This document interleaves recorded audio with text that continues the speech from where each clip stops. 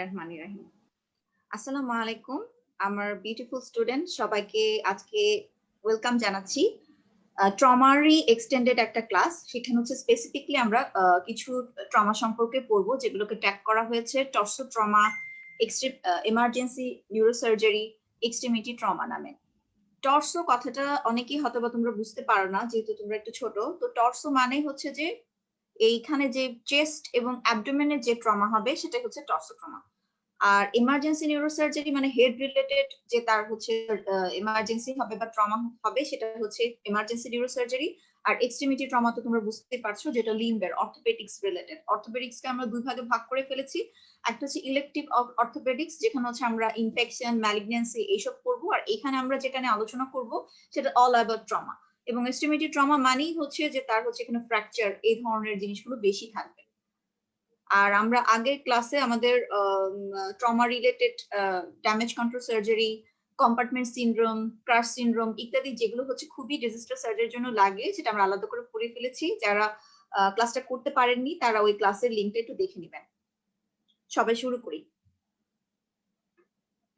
Torso trauma তোমরা যখন হচ্ছে কোনো পড়তে শুরু করবা বা পরীক্ষায় যখন আসবে তখন একটা খুবই কমন একটা কোশ্চেন, সেটা হচ্ছে ডেডলি ডজন। ডেডলি ডজন বলতে কি বুঝো? এটা খুবই আসে, পরীক্ষায় আসলে ভয় পাওয়ার কিছু নাই এবং এটা বুঝতে হবে। কারণ আজকের যে ক্লাসগুলো শুধু পরীক্ষায় পাশ করার জন্য জরুরি না। আজকের ক্লাসগুলো হচ্ছে তোমরা হচ্ছে ভবিষ্যতে যখন ডক্টর হয়ে যাবে বা যারা এখন ডক্টর হয়ে গেছো, এমার্জেন্সিতে যখন কাজ করবে তখন এই জিনিসগুলো খুবই বুঝতে হবে। তোমরা গত ক্লাসে যারা পড়েছো বা আগে থেকে ট্রমা পড়েছো যে এটিএলএস এর প্রথম কম্পোনেন্ট এখন বলা হচ্ছে সি। সি মানে হচ্ছে যেখানে ব্লিডিং হবে, সার্কুলেশন, সেখানে তোমাকে কন্ট্রোল করতে হবে হেমোরেজ। আর হচ্ছে এ এ হচ্ছে ইয়ারওয়ে এবং সার্ভাইকাল স্পাইন প্রোটেকশন। তো একটা ট্রমা পেশেন্ট আসলেই আমরা তো জানি না, পেশেন্ট তো কথা বলতে পারে না, আনকনসিয়াস।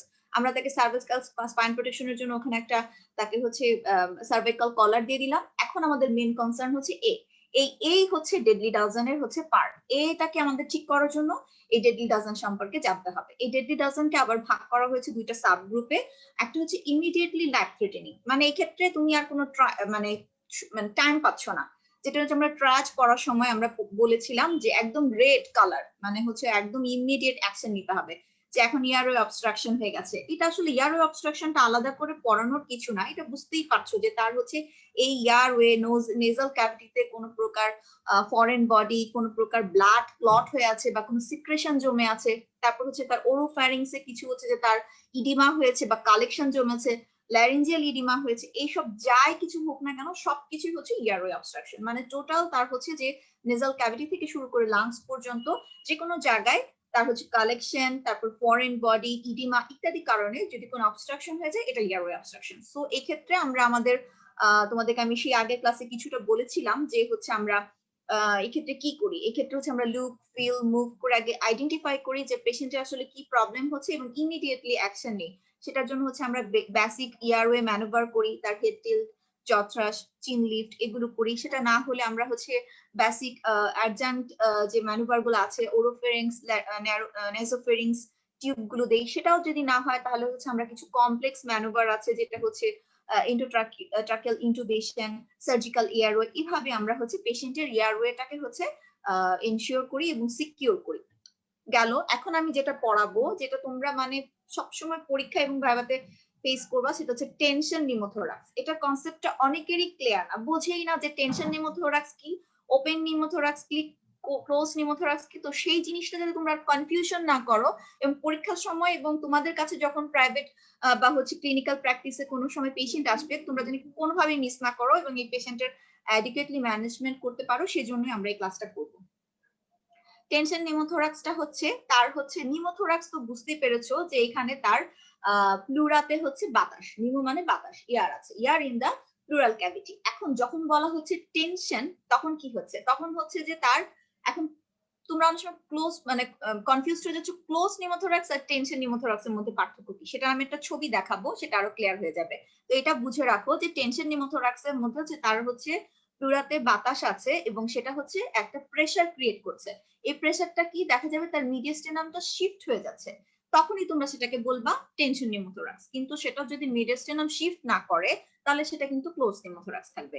তো এটা একটা টিপিক্যাল চেস্ট এক্সরে। তোমাদের আন্ডারগ্রেড লেভেলে ইভেন যারা এখন পেইজে রেসিডেন্স পরীক্ষা বা হচ্ছে এফসিপিএস পরীক্ষা দিবেন তাদেরও কিন্তু এই ধরনের একটা এক্সরে আসে এবং হচ্ছে এটা ক্লিনিক্যাল ইন্টারপ্রিটেশন দিয়ে দেয়। তো এটা দেখে আমরা বুঝতেই পাচ্ছি যে তার হচ্ছে একদম হাইপার রেজোলেন্ট হচ্ছে তার lung field of the right side, এবং এখানে কি হচ্ছে যে তার widening of the intercostal space হয়েছে, এবং এখানে তার হচ্ছে লাং লাং মার্জিনটা হচ্ছে কোলাপসড হয়ে গেছে। তো মোটামুটি যে জিনিসগুলো থাকে একটা টেনশন নিউমোথোরাক্সে সেটা একটা আমরা ছবি দিয়ে দিছি যে এটা এরকম থাকে, যে তার bulging muscle in the supraclavicular area, এগুলো আপনারা ক্লিনিক্যালি দেখতে পারবেন যে তার হচ্ছে কিছু এক্সট্রা রেসপিরেটরি মাসল গুলো অ্যাক্ট করছে। এবং এটা যদিও টেনশন নিউমোথোরাক্সের একটা হচ্ছে যে ট্রমার একটা উন্ডের সাইট, এবং পরবর্তীতে প্যাথোফিজিওলজি হিসেবে টেনশন নিউমোথোরাক্স তৈরি হয়েছে, এবং একদম সুন্দর করে দেখানো আছে যে plural space filled with the air, এবং এর ফলে যে কোল্যাপস লাং হয়ে যাচ্ছে,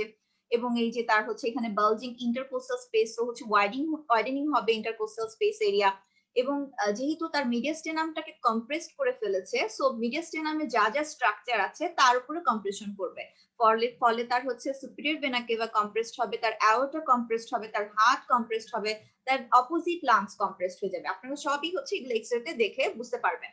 তো এই জিনিসগুলো মাথার মধ্যে থাকলে এক্সরেতে আপনি তাই জানবেন যেটা আপনার মাথার মধ্যে আছে। এই হলো ঘটনা। এবং টেনশন নিউমোথোরাক্সে কিন্তু জেবিপি রেজ থাকে, এবং কেন থাকে আশা করি এটা বোঝার পরে আর কোনো সমস্যা হবে না। ইজি, যে মিডিয়াস্টেনাম তো একটা ক্লোজ ক্যাভিটি, সেখানে হচ্ছে কোনো একটা লাংসের প্লুরাতে তার ইয়ার এন্ট্রাক্ট হচ্ছে, এবং এই ইয়ার এন্ট্রাক্ট হওয়ার কারণে তার হচ্ছে পুরো মিডিয়াস্টেনামের বাকি স্ট্রাকচার গুলোতে কম্প্রেস করছে। মিডিয়াস্টেনামের বাকি স্ট্রাকচার কি থাকে? সুপিরিয়র ভেনা কেভা, অ্যাওর্টা থাকে, তারপর হচ্ছে তার হার্ট থাকে, লাংস থাকে। সো ওই রিলেটেড কারণে তার জেবিপি রেস্ট হয়ে যাচ্ছে, তার কার্ডিক আউটপুট কমে যাচ্ছে, তার হচ্ছে অপোজিট লাংয়েও হচ্ছে প্রেসার ক্রিয়েট করে তা আলটিমেটলি হচ্ছে রেসপিরেটরি ফেলিওরের দিকে যাবে।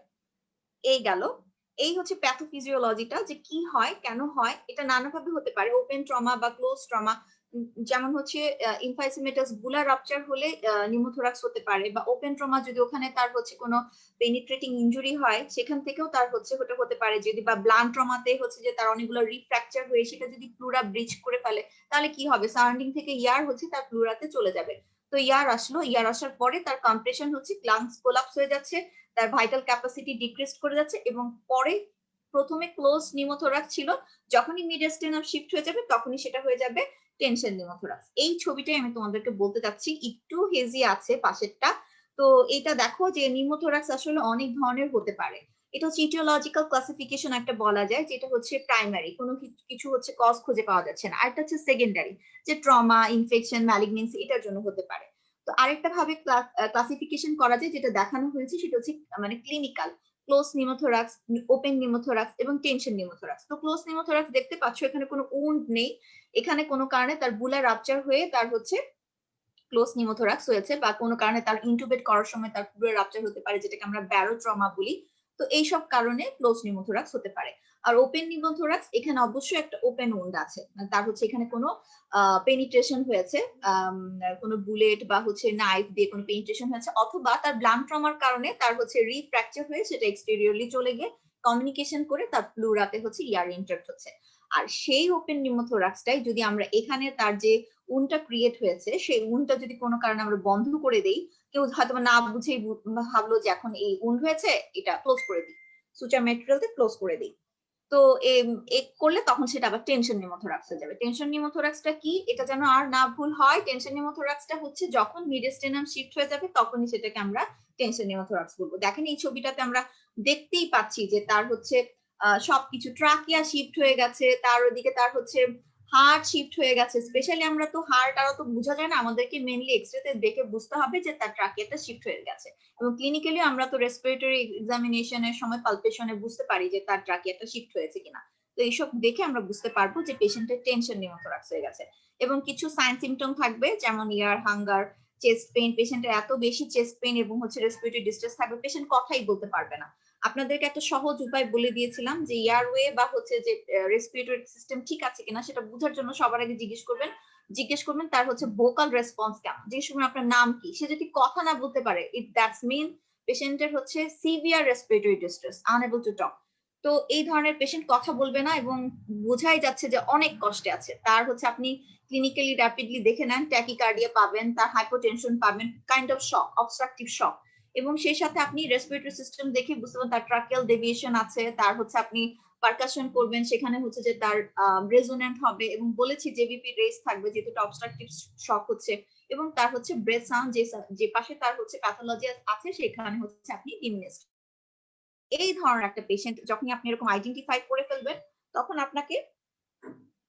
তখন আপনাকে ইমিডিয়েটলি অ্যাকশন নিতে হবে। তো অ্যাকশনটা কি? মেইন ডেফিনেট ট্রিটমেন্ট হচ্ছে এক্ষেত্রে আপনি ডেফিনেট এভাবে বলবেন ইমিডিয়েট অ্যাকশন। সেটা কি?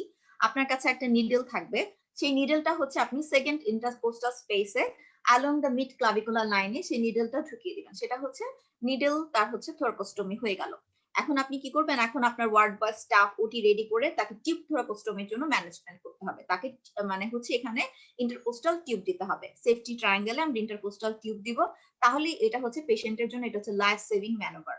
মানে এইটা না করলে এই পেশেন্ট হচ্ছে 5 মিনিটের মধ্যে মারা যাবে। সো এটা একটা খুবই মানে কিভাবে ইন্টারকোস্টাল টিউব দিতে হয় সেটা মোটামুটি আপনারা ইন্টার্নি করার সময় বা হচ্ছে সার্জারি ট্রেনিং এর সময় শিখে নেবেন। আর টেনশন নিউমোথোরাক্স এখন আমরা থিওরি পড়ছি, টেনশন নিউমোথোরাক্স আইডেন্টিফিকেশন এবং এটা কি সিম্পটম নিয়ে আপনার কাছে প্রেজেন্ট করবে সেটা হচ্ছে আমরা এখন জেনে গেলাম। এবং টেনশন নিউমোথোরাক্স কখন বলবো, কখন ক্লোজ নিউমোথোরাক্স বলবো, ওপেন নিউমোথোরাক্স বলবো, সেটাও হচ্ছে আলোচনা করা হলো।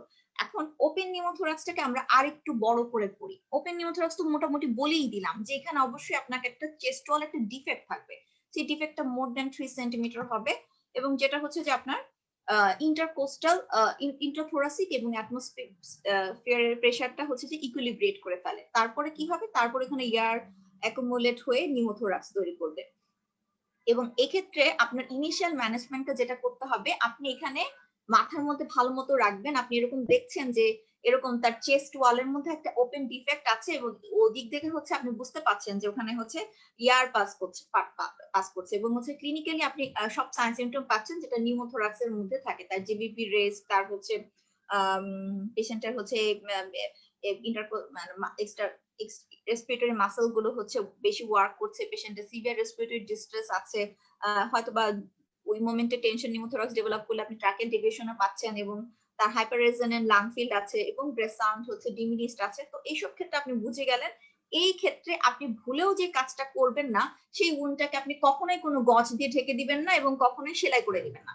সেই ক্ষেত্রে আপনি যেটা করবেন সেটা হচ্ছে একটা হচ্ছে স্টেরাইল অক্লুসিভ প্লাস্টিক ড্রেসিং, যেটাকে বলা হয় অপসিড। সেটা হচ্ছে শুধু ট্যাপড অন 3 সাইড। একটা ড্রেসিং নিলে সেটা 4টা সাইড থাকে, আপনি হচ্ছে 3টা সাইডে হচ্ছে ট্যাপ করে দিবেন, একটা সাইড হচ্ছে ওপেন রাখবেন, সেটাই হচ্ছে ল্যাটার ট্যাপ ভালভ হিসেবে কাজ করবে।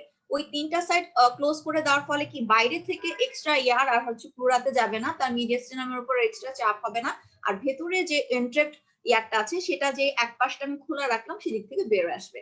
তো এটা করার পরে আপনি হচ্ছে সেফটি ট্রায়াঙ্গেলে তাকে টিউব থোরাকোস্টমি করবেন। করার পরে তারপর তার হচ্ছে সেই উন্ডটাকে হচ্ছে আপনাকে ম্যানেজমেন্ট করতে হবে, সেটা হচ্ছে ডেব্রাইটমেন্ট করে তারপর হচ্ছে আপনি according to the wound condition সেটা আপনার যদি মনে হয় তারপর আপনি ক্লোজ করে দিবেন। এই গেল, মানে এটা আপনাদের পরীক্ষায় আসলে আপনার ডেফিনিশনটা দিবেন। Open pneumothorax is also known as sucking chest wound, and the definition: there will be defect in the chest wall and there will be air accumulate in the hemithorax. এটাই হচ্ছে যে তার ডেফিনিশন।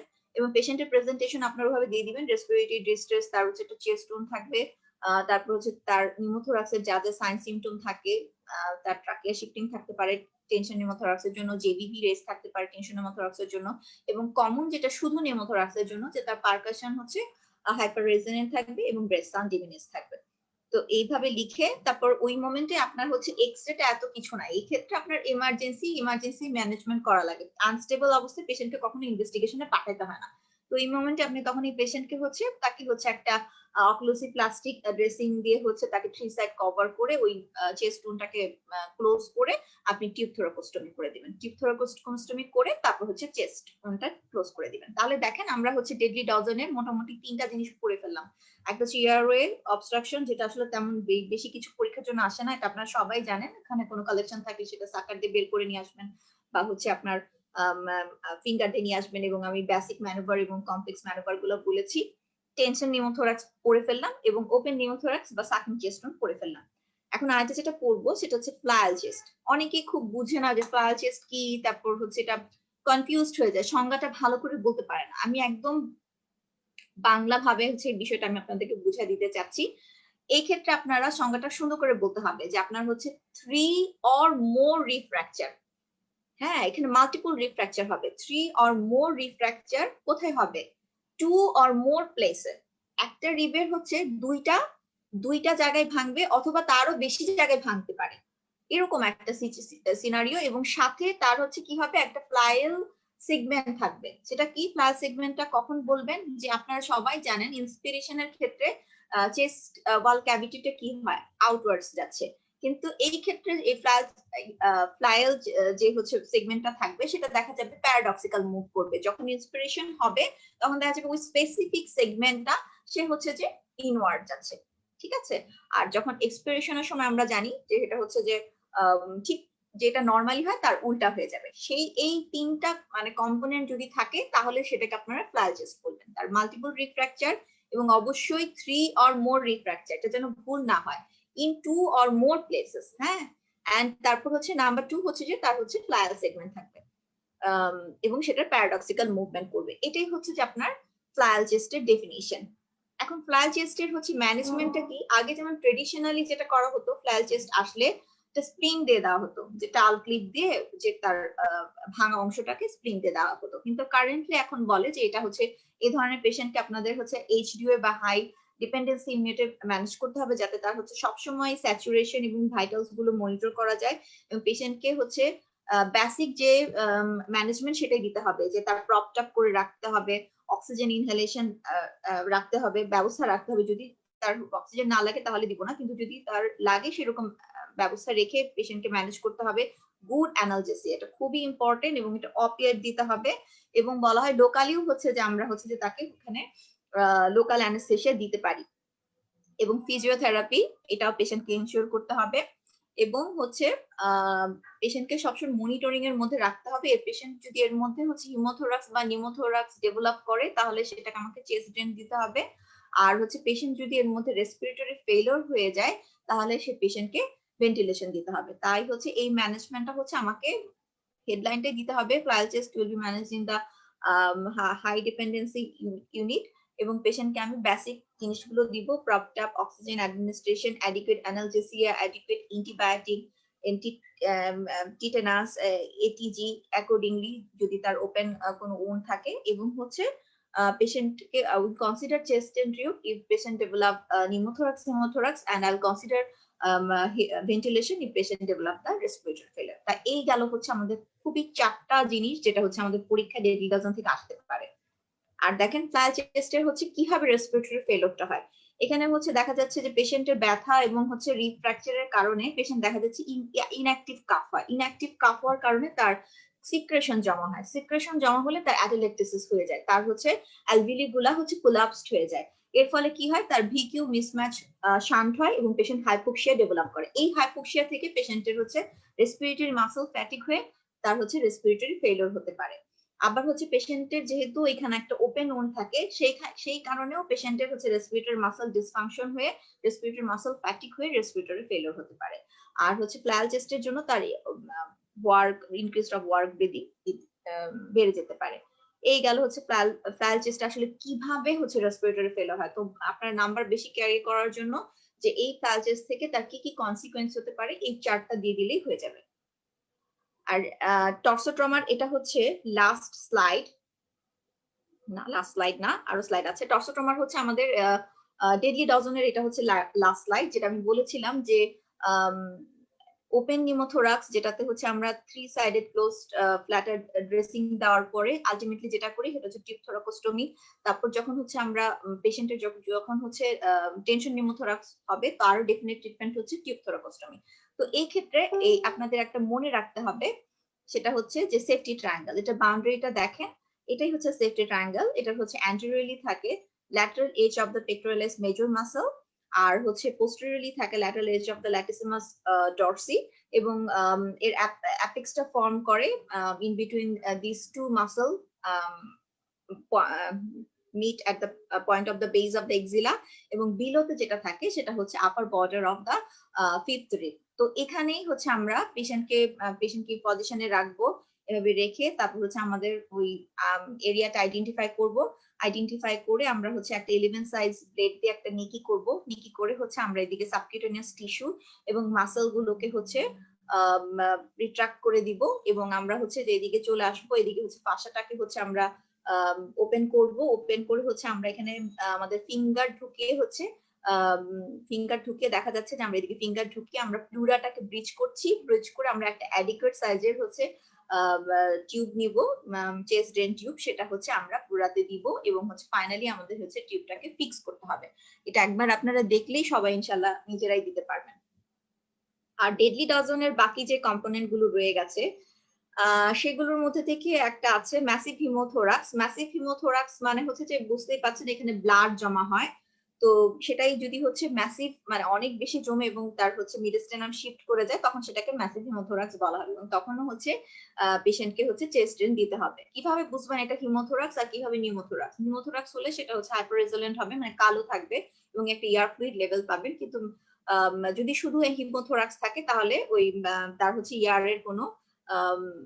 ইয়ারের জন্য কোনো আলাদা এয়ার ফ্লুইড লেভেল থাকবে না। আর হচ্ছে বাকি যে লাইফ থ্রেটেনিং কন্ডিশন গুলো আছে সেগুলো হচ্ছে তেমন পরীক্ষার জন্য আসে না, কিন্তু আমাদের যখন ডেডলি ডজন লিখতে হবে তখন ওই 6টার কথা জানতে হবে। আপনারা চেস্টের বাকি অর্গান গুলো চিন্তা করে ইনজুরির কথা মনে করবেন, যেমন ওখানে কি থাকে, অ্যাওর্টা থাকে হার্ট থেকে বেরোচ্ছে, তার সাথে কি থাকে, ট্রাকিওব্রঙ্কিয়াল থাকে, তারপর হচ্ছে থাকে পালমোনারি লাং থাকে, মায়োকার্ডিয়াল হার্ট থাকে, আর কি থাকে ডায়াফ্রামের রাপচার হতে পারে, আর থাকে ইসোফেগাস। তো ওইভাবে করে আপনারা বলে দিবেন aortic injury, tracheobronchial injury, myocardial contusion, pulmonary contusion, rupture of diaphragm and oesophageal injuries. এই গেল একটা চেস্টের জন্য যা যা টর্সো ট্রমা আসে, চেস্ট রিলেটেড ট্রমা, সেটা গেল। এখন হচ্ছে আমরা অ্যাবডোমেন রিলেটেড যেটা ট্রমা পড়ব। আচ্ছা, অ্যাবডোমেন রিলেটেড ট্রমা পড়ার আগে আমাদের আরেকটা জিনিস বাদ গেছে, সেটা হচ্ছে যে পেরিকার্ডিয়াল টেম্পোনেট হচ্ছে ডেডলি ডজনের একটা পার্ট। এটা হচ্ছে যে collection of fluid in the pericardium. Normally হচ্ছে ফিউ মিলিলিটার ব্লাড থাকে, কিন্তু যদি কোনো কারণে প্যাথোফিজিওলজি হয়, ওখানে যদি কোনো ইনজুরি হয় তাহলে ব্লাড পেরিকার্ডিয়ামে অ্যাকুমুলেট হয় এবং ওটাও একটা ক্লোজ স্পেস, তো ওখানেও যখন ব্লাড অ্যাকুমুলেট হবে তখন পেশেন্টের হচ্ছে অবস্ট্রাকটিভ টাইপস অফ শক হবে এবং এখানে টিপিক্যাল একটা হচ্ছে সাইন পাওয়া যায়। সেখানে কি হবে, সেখানে জেবিপি রেজড হবে, তার হচ্ছে হাইপোটেনশন হবে, ট্যাকিকার্ডিয়া হবে এবং মাফলড হার্ট সাউন্ড হবে। ফাইনালি আপনি ডায়াগনোসিস করবেন, রেডিওলজিতে দেখবেন যেখানে এনলার্জ হার্ট শ্যাডো আছে এবং কার্ডিয়াক আল্ট্রাসোনোগ্রাফিতে আপনি দেখতে পারবেন fluid in the pericardial sac. এবং এটা যখন আইডেন্টিফাই করবেন তখন আপনাকে যেটা করতে হবে নিডল পেরিকার্ডিয়াল সেন্থেসিস। এটা হচ্ছে যে এমার্জেন্সি ম্যানোভার, কিন্তু ফাইনাল যেটা আপনাকে করতে হবে the correct immediate treatment of tamponade is operative. সেটা কি, sternotomy or left thoracotomy with repair of the heart in the operating theatre if time allows or otherwise in the emergency room. এই গেল pericardial টেম্পোনেট। তো সংজ্ঞাটা আপনারা জানেন যে collection হবে পেরিকার্ডিয়ামে এবং এটার হচ্ছে একটা টিপিক্যাল সাইন আছে জেবিপি রেজড, তারপর হচ্ছে তার hypotension, tachycardia, muffled heart sound. ডায়াগনোসিসের জন্য আপনার লাগবে chest X-ray, cardiac ultrasonography. Immediate action হচ্ছে নিডল পেরিকার্ডিয়াল সেন্থেসিস এবং ডেফিনেটিভ অ্যাকশন হচ্ছে operative sternotomy, left thoracotomy with repair of the heart. এই এতটুকু লিখলেই মোটামুটি আপনাদের ভালো মার্কস চলে আসবে। এখন হচ্ছে যেটা আরেকটা শর্ট নোট হিসেবে আসতে পারে ফার্স্ট, সেটা হচ্ছে ফোকাসড অ্যাবডোমিনাল সোনার ফর ট্রমা। বলা হয় সার্জনদের জন্য স্টেথোস্কোপ হচ্ছে আল্ট্রাসোনোগ্রাফি। তো আল্ট্রাসোনোগ্রাফি আমাদের মোটামুটি ইমার্জেন্সি রুমগুলোতে থাকে। আমরা আল্ট্রাসোনোগ্রাফি দেখে আমরা যে কোনো ট্রমা পেশেন্টের আল্ট্রাসোনোগ্রাফিতে 6 এরিয়া দেখে ফেলি। কি কি দেখি, পেরিকার্ডিয়াম কেন দেখবো, সেই পেরিকার্ডিয়াল টেম্পোনেট দেখার জন্য।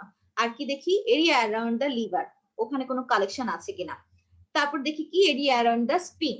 তারপর আমরা আর কি দেখি, আমরা লেফট এন্ড রাইট পেরিকোলিক গাটার দেখি and peritoneal space in the pelvis। এই হচ্ছে ফার্স্টের ক্ষেত্রে এই 6টা এরিয়া আপনাকে একজন ট্রমা সার্জন হিসেবে দেখে ফেলতে হবে। এতে আপনার সুবিধাটা কি হচ্ছে, এটা খুবই হচ্ছে র্যাপিড অ্যাভেলেবল। আপনি ইমিডিয়েটলি পেশেন্টের হচ্ছে স্ট্যাটাস সম্পর্কে জানতে পারছেন। একটা সিটি স্ক্যান বা চেস্ট এক্সরে করতে গেলে পেশেন্টকে দেখা যাবে দূরে আরেকটা জায়গায় পাঠাতে হচ্ছে, এর মধ্যে পেশেন্ট ট্রান্সফার করতে করতেই দেখা যায় পেশেন্টের অবস্থা ডিটোরিয়েট করে যেতে পারে। তো এটা হচ্ছে যে দেখা যাচ্ছে, বললামই যে এটা হচ্ছে সার্জনকে স্টেথোস্কোপ। সো এটা হচ্ছে পেশেন্ট অ্যাসেসমেন্টের জন্য একদম নন ইনভেসিভ বেডসাইড টেস্ট এবং এটা হচ্ছে অ্যাকুরেশন এত ভালো যে যদি তার হচ্ছে হিমোপেরিটোনিয়াম থাকে, কালেকশন পেরিটোনিয়ামে মোর দেন 100 ml এর বেশি থাকে, আপনি ইজিলি বুঝতে পারবেন যে এখানে কোনো কালেকশন আছে, হয়তো বা তার সলিড অর্গান ইনজুরি আছে বা তার হচ্ছে হলো অর্গান ইনজুরি আছে।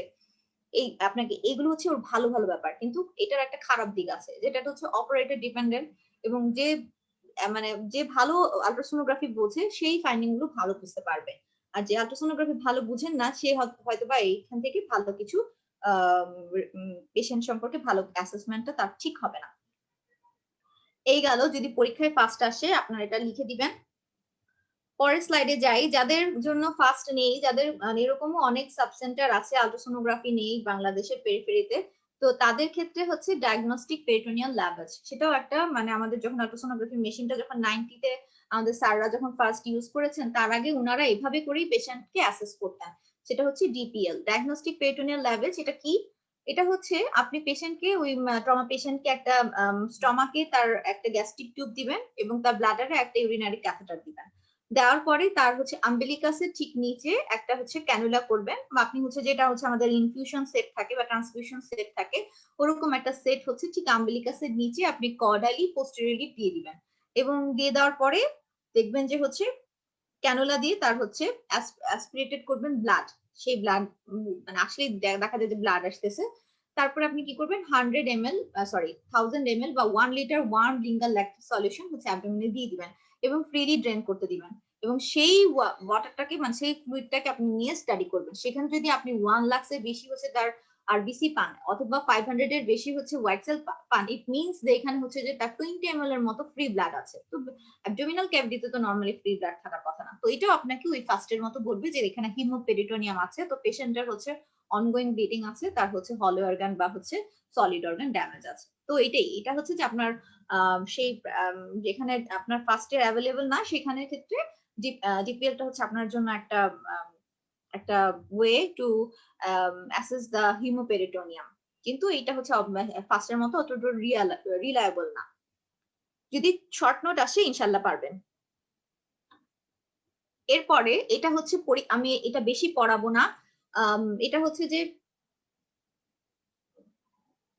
যে তার লিভার ইনজুরি, মানে আমাদের যেহেতু এখন আমি চেস্ট করিয়েছি আপনাদের, চেস্ট পড়ানোর পরে এখন আমি অ্যাবডোমেন রিলেটেড অনেক ইনজুরি হতে পারে। অ্যাবডোমেন আপনারা চিন্তা করে দেখেন কি কি অর্গান হতে পারে, লিভার ইনজুরি হতে পারে, স্প্লিন ইনজুরি হতে পারে, কিডনি ইনজুরি হতে পারে, প্যানক্রিয়াস ইনজুরি হতে পারে, তারপর হচ্ছে তার হচ্ছে যে stomach, duodenum, small gut, large gut, bladder, rectum ইত্যাদি সবকিছু। তো সবকিছু হলেই যদি আপনার গাট রিলেটেড ইনজুরি হয়ে থাকে, আপনি তো অবশ্যই আপনাদের পরীক্ষায় আসে সেটা হচ্ছে যে আপনারা ওখানে দেখবেন যে ক্রিসেন্টিক গ্যাস শ্যাডো আন্ডার বোর্ডোমোক ডায়াফ্রাম, সেটা আমি এক্সট্রাটা নিয়ে আসিনি যেটা আমি ইমেজিং পড়াচ্ছি না, তো এটা নিশ্চয়ই আপনাদের পড়ানো হয়েছে। তো সেটা দেখে যদি আপনার হচ্ছে স্টমাকের বা হচ্ছে গাটের যা ইনজুরি থাকুক না কেন সেটা অবশ্যই ল্যাপারোটমি করতে হবে এবং রিপেয়ার করতে হবে, সার্জিক্যাল পেরিটোনিয়াল টয়লেটিং করতে হবে। এই গেল হচ্ছে আপনার হল অর্গান রিলেটেড একটা হচ্ছে বেসিক মানে ব্রড হেডলাইনে আপনি ম্যানেজমেন্ট ছেড়ে দিলেন। এখন অ্যাবডোমেনে আর কি কি ইনজুরি হতে পারে? অ্যাবডোমেনে হতে পারে যে যেটা আমাদের পরীক্ষা অনেক সময় আসে, লিভার ইনজুরি হলে কি করব, তারপর হচ্ছে স্প্লিন ইনজুরি হলে কি করব, মানে কিডনি ইনজুরি হলে কি করব, কনসেপ্টটা ক্লিয়ার না। তো স্যাররা অনেক সময় জিজ্ঞেস করে American association of the surgery of trauma, এটা হচ্ছে লিভার ইনজুরির একটা গ্রেড দিয়েছে, এটা বলো তো।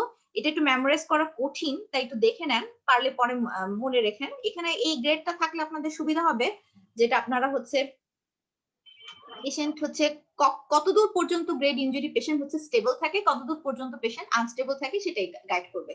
ওনারা হচ্ছে এই লিভার ইনজুরিটাকে গ্রেড করেছে 6টা ভাবে। তো ফার্স্ট 4 পর্যন্ত যে গ্রেড ইনজুরি আছে এই পর্যন্ত পেশেন্ট কিন্তু স্টেবলই থাকে হিমোডাইনামিক্যালি, তো আমরা এই ক্ষেত্রে কনজারভেটিভ ট্রিটমেন্ট চালাতে পারি। কিন্তু যেটা হচ্ছে গ্রেড 5 আর গ্রেড 6 ইনজুরি, সেক্ষেত্রে দেখা যায় পেশেন্ট হিমোডাইনামিক্যালি আনস্টেবল থাকে। তখন আমাদের যেটা করতে হবে ড্যামেজ কন্ট্রোল সার্জারি, প্যাকিং এবং রিসাসিটেশন। তারপর আমাকে আলটিমেটলি যেটা করতে হবে, ড্যামেজ কন্ট্রোল সার্জারিতে আমরা মেইন কম্পোনেন্ট জানি যে আমাকে ব্লিডিং কন্ট্রোল করতে হবে, ইনফেকশন কন্ট্রোল করতে হবে, পেশেন্টকে হচ্ছে তার হচ্ছে আইসিইউ এ বা হেমোস্টেসিস মেইনটেইন করে তারপর যখন পেশেন্ট স্টেবল হবে তারপর হচ্ছে আমি ডেফিনেটলি সার্জারি করব, সেটা যেটাই হতে পারে। সেটা আমি হচ্ছে সুচারিং করতে পারি, তারপর হচ্ছে তার আর্টেরিয়াল লাইগেশন করতে পারি বা এনজিওগ্রাফি করি। তারপর আমি একবার একটু বলে দেই যে হচ্ছে এই গ্রেড গুলো কিভাবে বলা হয়েছে। গ্রেড গুলোকে ভাগ করা হয়েছে, এটা আপনাকে সিটি স্ক্যান দেখে করতে হবে, সেটা হচ্ছে হেমাটোমা এবং লেসারেশন। গ্রেড 1 এ যদি হেমাটোমা পুরা লিভার সারফেসের বিলো 10% থাকে এবং লেসারেশন বিলো 1 সেন্টিমিটার থাকে সেটা হচ্ছে গ্রেড 1 ইনজুরি। আর গ্রেড 2 ইনজুরি যদি তার হেমাটোমা বিলো 50% সারফেস এরিয়া বা মোর দ্যান 10% সারফেস এরিয়া কিন্তু বিলো 50% থাকে এবং ল্যাসারেশনটা হচ্ছে মোর দ্যান 1 সেন্টিমিটার কিন্তু বিলো 3 সেন্টিমিটার থাকে, তাহলে এটাকে আপনি বলবেন গ্রেড 2। আর গ্রেড 3 ক্ষেত্রে তার হেমাটোমাটা হবে মোর দ্যান 50% সারফেস এরিয়া এবং হচ্ছে তার ল্যাসারেশনটা হবে মোর দ্যান 3 সেন্টিমিটার। ঠিক আছে, আবার ওই হেমাটোমাটাকেও হচ্ছে আপনি সেন্টিমিটার নিতে পারবেন। এই ক্ষেত্রে হেমাটোমাটার সাইজ হচ্ছে মোর দ্যান 10 সেন্টিমিটার আর ল্যাসারেশনটার সাইজ হচ্ছে 3 সেন্টিমিটার, মোর দ্যান 3 সেন্টিমিটার, সেটা হচ্ছে গ্রেড 3। আর গ্রেড 4 হচ্ছে expanding ruptured haematoma with active bleeding, সেটা হচ্ছে হেমাটোমাটা মানে তার এক্সপ্যান্ড করে যাচ্ছে, শুধু মানে তার সাইজ বড় হচ্ছে। এবং ল্যাসারেশনের ক্ষেত্রেও সেটা দেখতে পাচ্ছেন parenchymal disruption below 75% of A lobe অথবা তার হচ্ছে বিলো অর ইকুয়াল সেগমেন্ট। এটাকে আপনারা জানেন যে লিভারে হচ্ছে 8টা সেগমেন্ট থাকে, সেটার মধ্যে 3টা সেগমেন্ট যদি ইনভলভ থাকে সেটা হচ্ছে গ্রেড 4।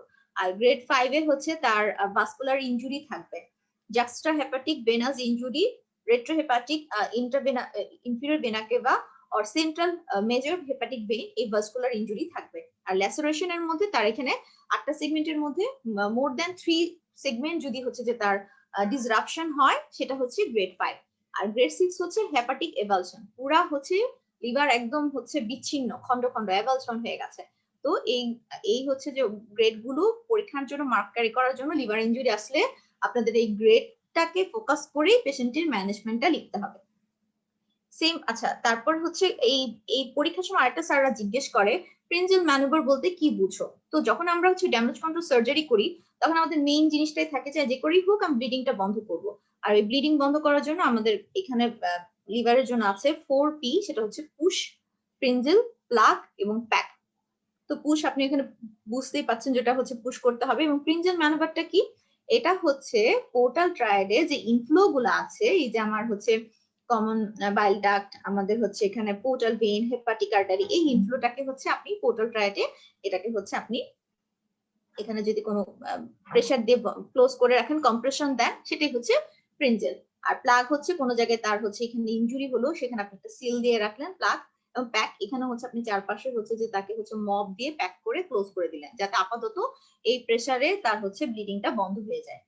তো এই মানে মেইনলি হচ্ছে লিভার ইনজুরি হলে আমরা যেহেতু লিভার সার্জন না, মোটামুটি আমাদের যেটা মেইন যেটা ট্রমা সার্জন হিসেবে যেটা করতে হবে আমাদের হচ্ছে ব্লিডিংটাকে বন্ধ করতে হবে। এই 4P হচ্ছে আমার ব্লিডিং বন্ধ করার জন্য ওয়ে। এবং হচ্ছে কিছু কিছু জিনিস আমাদের মাথায় রাখতে হবে, এখানে আমরা হেপাটিক আর্টারি আমরা টাই অফ করতে পারবো কিন্তু হেপাটিক ভেইনকে হচ্ছে টাই অফ করা যাবে না। এবং পরবর্তীতে যখন হচ্ছে কোনো মানে ডেফিনেটিভ ট্রিটমেন্ট করার জন্য পেশেন্ট স্টেবল হয়ে যায় তখন আমরা ডেফিনেটিভ ট্রিটমেন্টে যাব, কিন্তু মেইনটা হচ্ছে পেশেন্টের ব্লিডিং বন্ধ করে পেশেন্টকে আগে স্টেবল করতে হবে। এই গেল হচ্ছে তার হচ্ছে লিভার ইনজুরি রিলেটেড কথাবার্তা। আর এটা হচ্ছে যে যে ইয়াটা দেখানো হয়েছে, ইনজুরিটা দেখানো হয়েছে, এটা আসলে স্প্লিনের। তো স্প্লিনের জন্য হচ্ছে ওই American association of surgery of trauma তারাও হচ্ছে স্প্লিনের গ্রেড করেছেন একই পারপাস টু হচ্ছে formulate a management guideline for the patient with spleen trauma। তো এখানে ভাগ করা হয়েছে 5 ক্যাটাগরিতে এবং ওইটাও আগের মতোই একই রকম, হেমাটোমা বিলো 10%, লেসারেশন বিলো 1%, গ্রেড 2 হচ্ছে in between 10 to 50 haematoma and below 5 centimetre. তো এটা একটু পড়ে নিবেন নিজেদের মতো। তো পেশেন্ট 3 পর্যন্ত যাদের ইনজুরি হবে আর 2 পর্যন্ত পেশেন্ট হচ্ছে হিমোডাইনামিক্যাল স্টেবল থাকবে, আপনি এদেরকে অবজারভেশনে রেখে কনজারভেটিভ ট্রিটমেন্ট করতে পারবেন। কিন্তু যে পেশেন্ট গুলো হচ্ছে 4 বা হচ্ছে 5 ক্যাটাগরির ইনজুরি থাকবে, গ্রেডের ইনজুরি থাকবে, এই পেশেন্ট গুলোকে হচ্ছে আপনাকে স্টেবল করতে হবে, আপনাকে ব্লাড দিয়ে ফ্লুইড দিয়ে পেশেন্টকে স্টেবল করতে হবে, পেশেন্টকে অবশ্যই ল্যাবরেটরিতে নিয়ে যেতে হবে। এই গেল স্প্লিন ইনজুরির জন্য। এটা হচ্ছে কিডনি ইনজুরির জন্য। কিডনি ইনজুরির জন্য একই জিনিস, স্প্লিনের মতোই গ্রেড 3 পর্যন্ত আপনি কনজারভেটিভ ট্রাই করবেন এবং গ্রেড 4 এবং 5 এর জন্য আপনাকে হচ্ছে এক্সপ্লোর করতে হবে, ল্যাপারোটমি করতে হবে। এবং ল্যাপারোটমি করে আপনি কি করবেন, হয় রিকনস্ট্রাকশন করবেন অথবা নেফ্রেক্টমি করবেন। আর এই ক্ষেত্রে হচ্ছে আপনি স্প্লিন ইনজুরি, স্প্লিন কনজার্ভিং কেউ মানে এখন আর করতে পারলে ভালো, এটা আমরা ওমেন্টাম দিয়ে রেখে দিই। কিন্তু স্প্লিন যদি হচ্ছে নন সালভেজেবল থাকে, দেখা যাচ্ছে খুব বেশি ইনজুরি হয়ে গেছে, তখন সেক্ষেত্রে আপনাকে স্প্লিনেক্টমি করতে হবে। এবং স্প্লিনেক্টমি এটা হচ্ছে স্প্লিন চ্যাপ্টারটা যখন পড়ানো হবে তখন কিছু জিনিস আপনাদের ভ্যাকসিনেশন এবং আলাদা মেডিকেশন গুলো আসবে, সেটা একটু করে বলে দিলাম। যেহেতু এই ক্লাসে আমরা এটা পড়ছি না, তাই এটা এখন পড়াবো না। যখন আপনারা পড়বেন তখন এটা যেন মাথায় থাকে।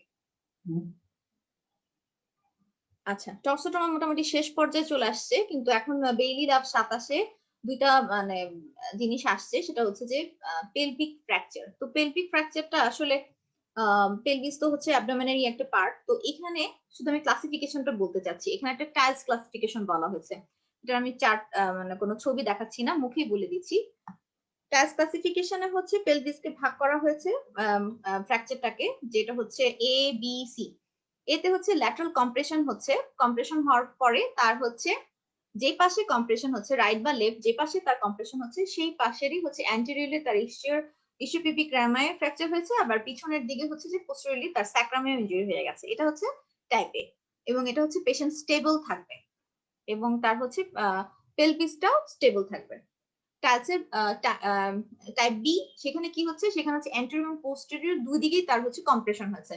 কম্প্রেশন হওয়ার ফলে তার অ্যান্টেরিয়র যে তার ইসিওপিপিক রিমায় পুরাটাই হচ্ছে ডিসরাপ্টেড হয়ে গেছে, এবং পোস্টেরিয়রলি স্যাক্রামের এক পাশ গিয়েছে, আরেকটা পাশ আছে। তো পেশেন্টের এখানে যেরকম মানে পেলভিক ফ্র্যাকচারটা হয়, সেটাকে বলা হয় ওপেন বুক ফ্র্যাকচার। তার দেখা যায় যে এবং এটা হচ্ছে যে পার্শিয়ালি স্টেবল থাকে পেলভিসটা, তার সামনের দিকে অ্যান্টেরিয়রলি ডিসরাপ্টেড থাকে, বাট পোস্টেরিয়রলি তার পার্শিয়ালি সেটা হচ্ছে সেক্রামের দিকে অ্যাটাচ থাকে। আর যেটা হচ্ছে টাইপ সি, সেক্ষেত্রে অ্যান্টেরিয়র এবং পোস্টেরিয়র বোথ দিকেই তার ডিসরাপ্টেড হয়ে যায়, টোটালি হচ্ছে এটা আনস্টেবল থাকে। তো টাইপ বি এবং টাইপ সি এর জন্য আমাদের ইন্টারনাল এবং হচ্ছে এক্সটার্নাল ফিক্সেশন লাগবে, কিন্তু টাইপের জন্য জাস্ট কম্প্রেশন এবং হচ্ছে বেড রেস্টই এনাফ।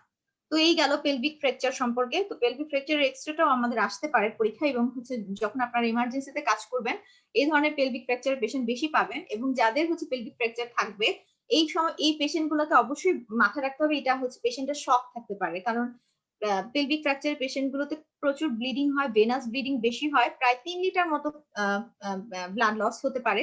তো এই পেশেন্টের শক ম্যানেজমেন্টটা খুব ইম্পর্টেন্ট, এবং পেশেন্ট সাধারণত পলিট্রমা থাকে, যা দেখা যায় যে ফল ফ্রম হাইট অথবা আরটিএ তে থাকলে তার পলিট্রমার পেশেন্ট বেশি থাকে।